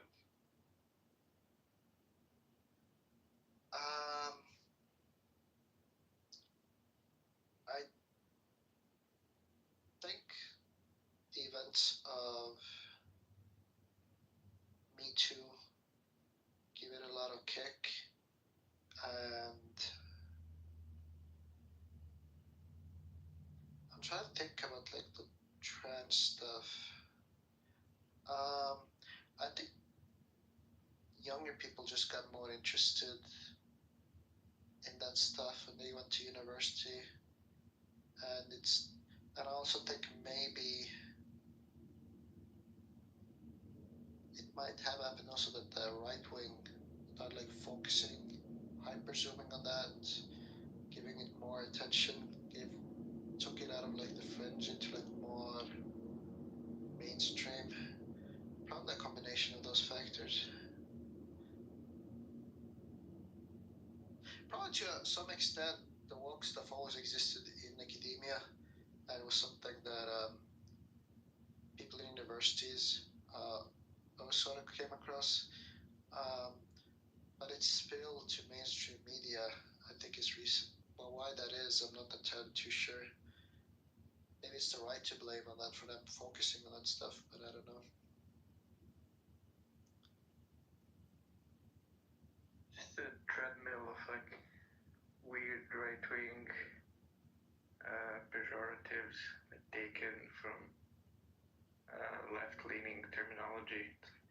Before that, you had politically correct. Before that, you had like, no, actually, there was like social justice warrior at one point. Like there are several like those. I can't remember all of them. Yeah, but those didn't seem to exist in Obama's. Don't forget feminazi. But Gary, if it originated in universities, wouldn't that imply that it's like fairly widespread, even though it wasn't at the forefront? It's still something that is present within those circles, right? So then it would be. It was always in the. Yeah, but then it would be de facto institutionalized, right? As a phenomenon in academia, yeah. Yeah, exactly. But I was thinking more how it spread over to like mainstream media and topics. That was like a recent thing. Yeah, no, I agree. 100%. Recently, it actually signifies like something that's very milquetoast. Like if you go, I'm looking at the wiki now, Wikipedia. Woke is an adjective derived from African American vernacular English, parallel to general American English word awake, meaning and like India, African American vernacular English, meaning alertness to racial prejudice and discrimination. Stay woke has been used in African American English since the 1930s. Acquired political connotation in the 70s and gained further popularity in 1910s with the hashtag Stay Woke. Came to be referred to a broad awareness of social inequalities such as racial injustice, sexism, and denial of LGBT rights. It's used as a shorthand for some ideas of the American left, including identity politics and social justice. Further popularized by 1914, there's been the 2014 Ferguson protests, Black Lives Matter. It says by 2019, the term has been used sarcastically as a pejorative among many of the political rights and some centrists to disparage woke leftists and progressive movements as superficial and insincere, which is like just random, like anti-progressive, like, Yeah, it's more all-encompassing term now than it was before. But I want to just prod a little bit and push back maybe on the fact that you can absolutely say that it's been used as a tool for right-wing pundits to mostly gain views and money to kind of grift on this whole thing, right? But you can't you also have to concede to a certain extent that the use of certain language exploded right around 2010 to 2012, like the use of you know racism, toxic masculinity, all these kind of academic terms, right? They started entering the public zeitgeist, especially in like, I think they showed like a Google Trends for a bunch of keywords, and all of them simultaneously started popping up, like going parabolic in like Sweden, Netherlands, and Canada at this time, right? So it's not like it came out of nowhere. It's like it started becoming more prevalent in public discourse, and that's why these right wingers started harping on it, right? They were like, oh look, they're trying to brainwash our kids. I mean, the same thing that keeps happening at every stage of social progress. I mean, they mentioned that in the stay woke was first politically used in the 70s. I mean, in the 70s there was the same thing.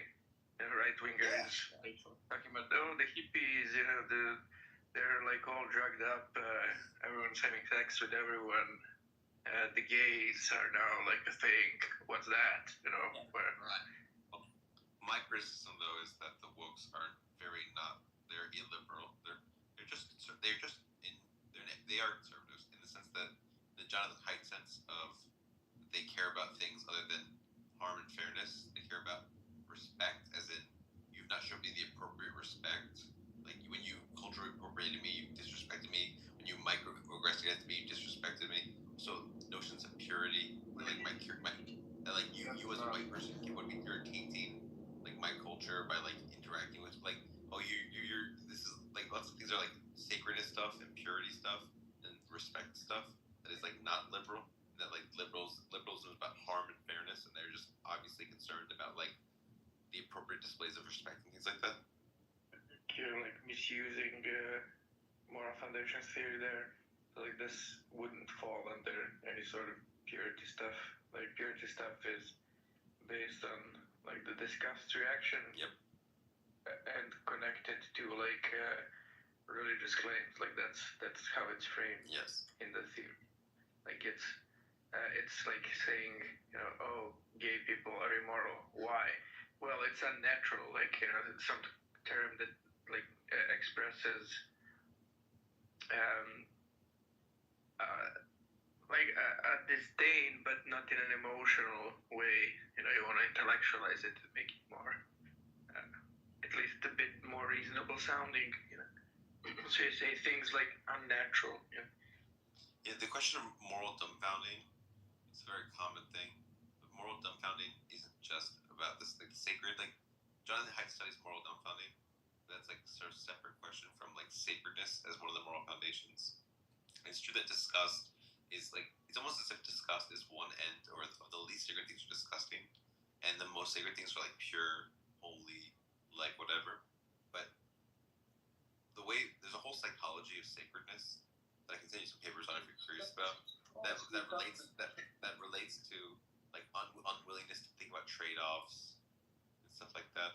And I have a more simplistic approach. To do with it, like the entire woke thing, or politically correct thing, or the social warrior, justice warrior thing, from the perspective of progressivism. So like not taking into consideration the weird like misrepresentations by the right that want to shit on it, but just like objectively saying, okay, so what are the progressive people saying? What are they saying? Why? That's fully and totally just within the like fairness and harm moral foundations. Like they want to make sure that these things that are like in sociology they will fall under so-called cultural matrices, various patterns of cultural behavior in institutions or outside of them, that they don't harm people who are already marginalized, and they don't make further disadvantages for people which would be unfair, etc. Like that's the thing. But it's also, you could argue, not all of it's Eleni, don't get me wrong, but there are performative aspects of this, right? There's a lot of people that want to be on the current thing because they want to gain social capital. That they don't really care about these issues. They just want to be part of the cool group. And for me, it's fundamentally the flaws of Hegelian dialectic, that you need an in-group and an out-group. Either you're part of the in-group or you're part of the out-group. So everything becomes essentially like zero-sum game, and that's not really how I think a society should operate. It's like, oh, I have these resources. Well, I demand to have those because you have them, and you're the wrong person that has them. So I have to go against you. And it rightfully, I've listened to Slavoj Žižek when he criticizes, this thing. It's essentially pushed out the class issues. It's more about just group issues. They claim that it's like a umbrella. Like we operate in intersectionality, but it's just faced, it's just cosmetics. Those people are still fucking poor. It's not like maybe that is the issue to fix first, and then you can nitpick later. But it seems more like it's just a tactic, because it's espoused by even more moderate Democrats, for example. If we're looking at the American context, they are also pro this. It could be to advance their career, but it's more likely that we can gain from this if we divide people based on characteristics that you can't really change. Then they can't band together and go against capitalism. It depends on the outlook, I guess. I'm sorry if I'm all over the place, but I hope you get my point. AFK for the beginning of that, is the left or the right stoking the divisions that I think there are certain parts of them, they all have something to gain from pushing this further, making people more divided by focusing on external aspects or intrinsic aspects. Sorry, like the fact that you are black, you can't change your skin color, right?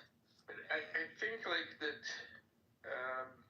when class reductionist leftists accuse woke people and woke progressivism and identity politics of dividing the masses, based on race and gender, we should be uniting as a class, as the working class, the masses, whatever, the 99%. We shouldn't focus on these identity issues that divide us. Is that what you mean, that kind of narrative? A little bit, Selene. I'm not saying I'm on that side. I'm saying that is as right people tend to argue against these topics from their own perspective to further their own agenda. There are clearly people on the left that has legitimate points of concern when they're criticizing this. I'm not saying that they're right, but that they absolutely can find aspects of it that are problematic. Again, it's nitpicking, but at the same time, maybe they think that the class aspect is more important presently, and then once you have fixed that part, then you can focus on the other aspects, because it seems like it's very hard to get people to gather around one single topic, because all people intrinsically have their own goals and beliefs and needs, so it's very hard to kind of get people to gather for many different things. It's easier maybe to just focus on one thing, fix that, and then go on to the next thing. Maybe that's at least how I view it. The generic part across any lines is a different topic, because you could technically be a class struggle leftist, but still want to get the classes together. If there's a higher prescient issue, if World War II and Nazi Germany starting to conquer the world, you as a class struggle leftist, you still want your liberal capitalists to support the struggle against the Nazi Germany. You're not going to be we don't want to cooperate with them in any certain way. You're going to unite even there. So the getting people together is one thing, but the other, their conceptual thing, by talking about identity issues, you're dividing the masses, the working classes. Seems to me to be the same type of. setting an argument, like criticism or point, whatever, that they reject, that is directed at them by people who, as the leftists would say, promote class collaboration. You know, the people would say to the leftists, like throughout the 20th century, well, there shouldn't be class struggle. You know, you're just dividing, like the population. You're like making divisions. We should all just unite over some goals, which can be goals of economic reform, to better the situation of the poor, etc. But your narrative is not helping because you're dividing, making divisions. I actually think this makes more sense than the leftist class reductionist leftist like criticism of like identity politics. I think this class collaboration, the criticism of the class struggle leftism, like makes much more sense. And because what is more pertinent for, like, if you're interested in class, like class struggle, in order to have class struggle, the class first needs to be united in order to be like class conscious and then struggle for its interest against the ruling class that is exploiting it or oppressing it. But in order for a class to be united, it needs to be free of inter-class oppressive relations. So like if within a class you have privileged and disprivileged groups and there's a conflict and like inequality within a class, how is that different than the inequality between classes that you as a class struggle leftists are trying to address? Yeah, no, I see your point. And by if you're a class struggle leftist, you're a communist or whatever socialist, and you say to black people and to women and to LGBT people, look, shut up about your issues, we should unite as a class.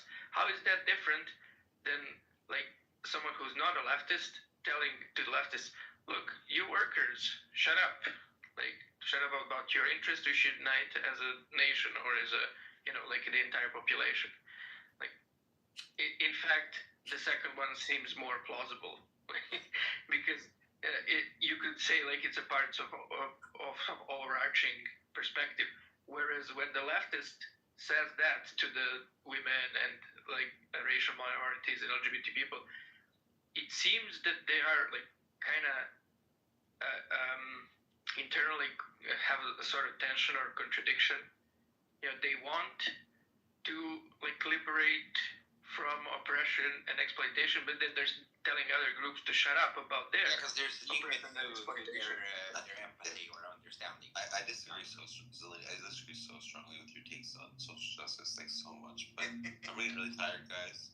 So I want to close the room out because I want to save the replay. But thanks, guys, for. Andrew, you want to make a room? I'll open a room. Yeah, I'll open a room. Everyone should go to Andrew's room. And Sam, your house is growing fast, brother. I hope you're thankful for your for your launch into success, brother. You're almost at 3K. That's awesome. Look at me go. They're just nut, man. But I appreciate you, brother. Have a good night. Sleep well, buddy.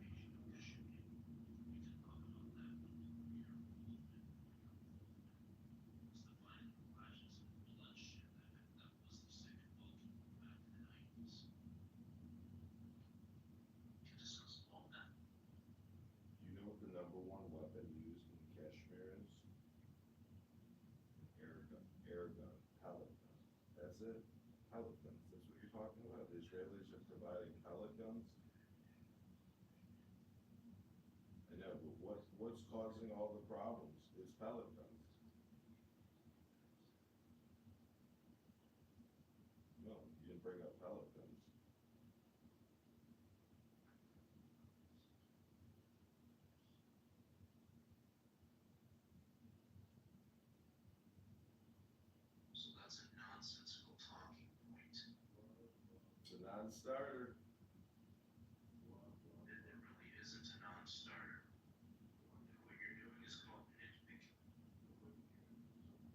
Listen, the black rabbi.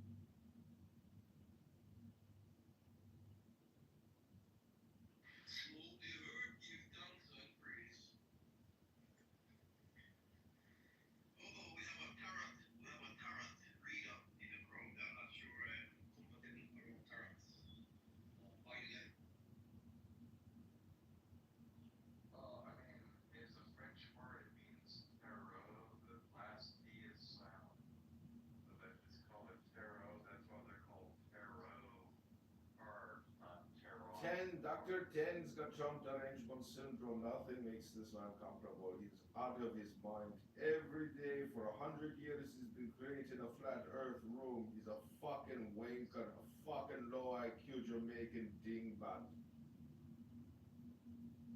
Yeah, fuck you, you bumble club. Yeah, fucking be out of here. What the fuck?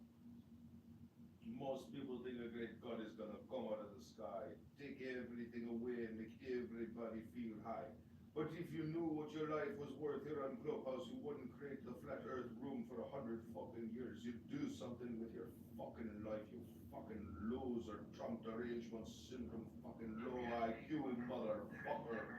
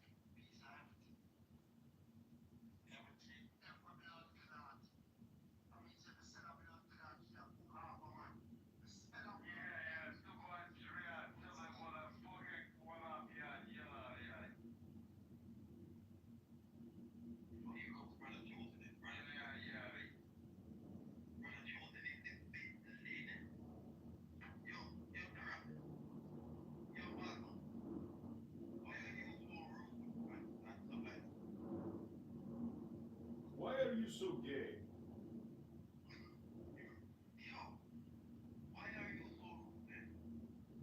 I mean, 100.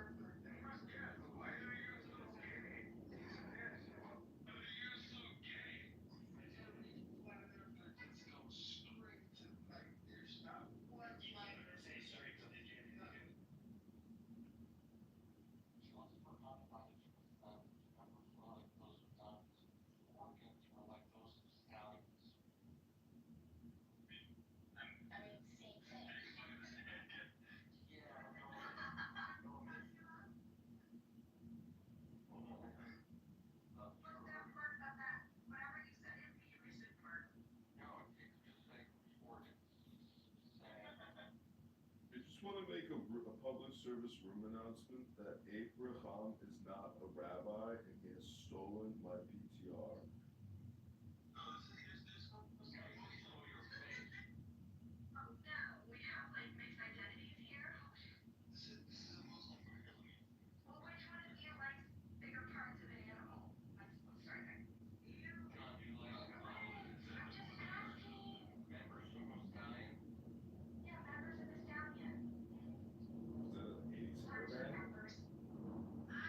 Is that an 80s hair band?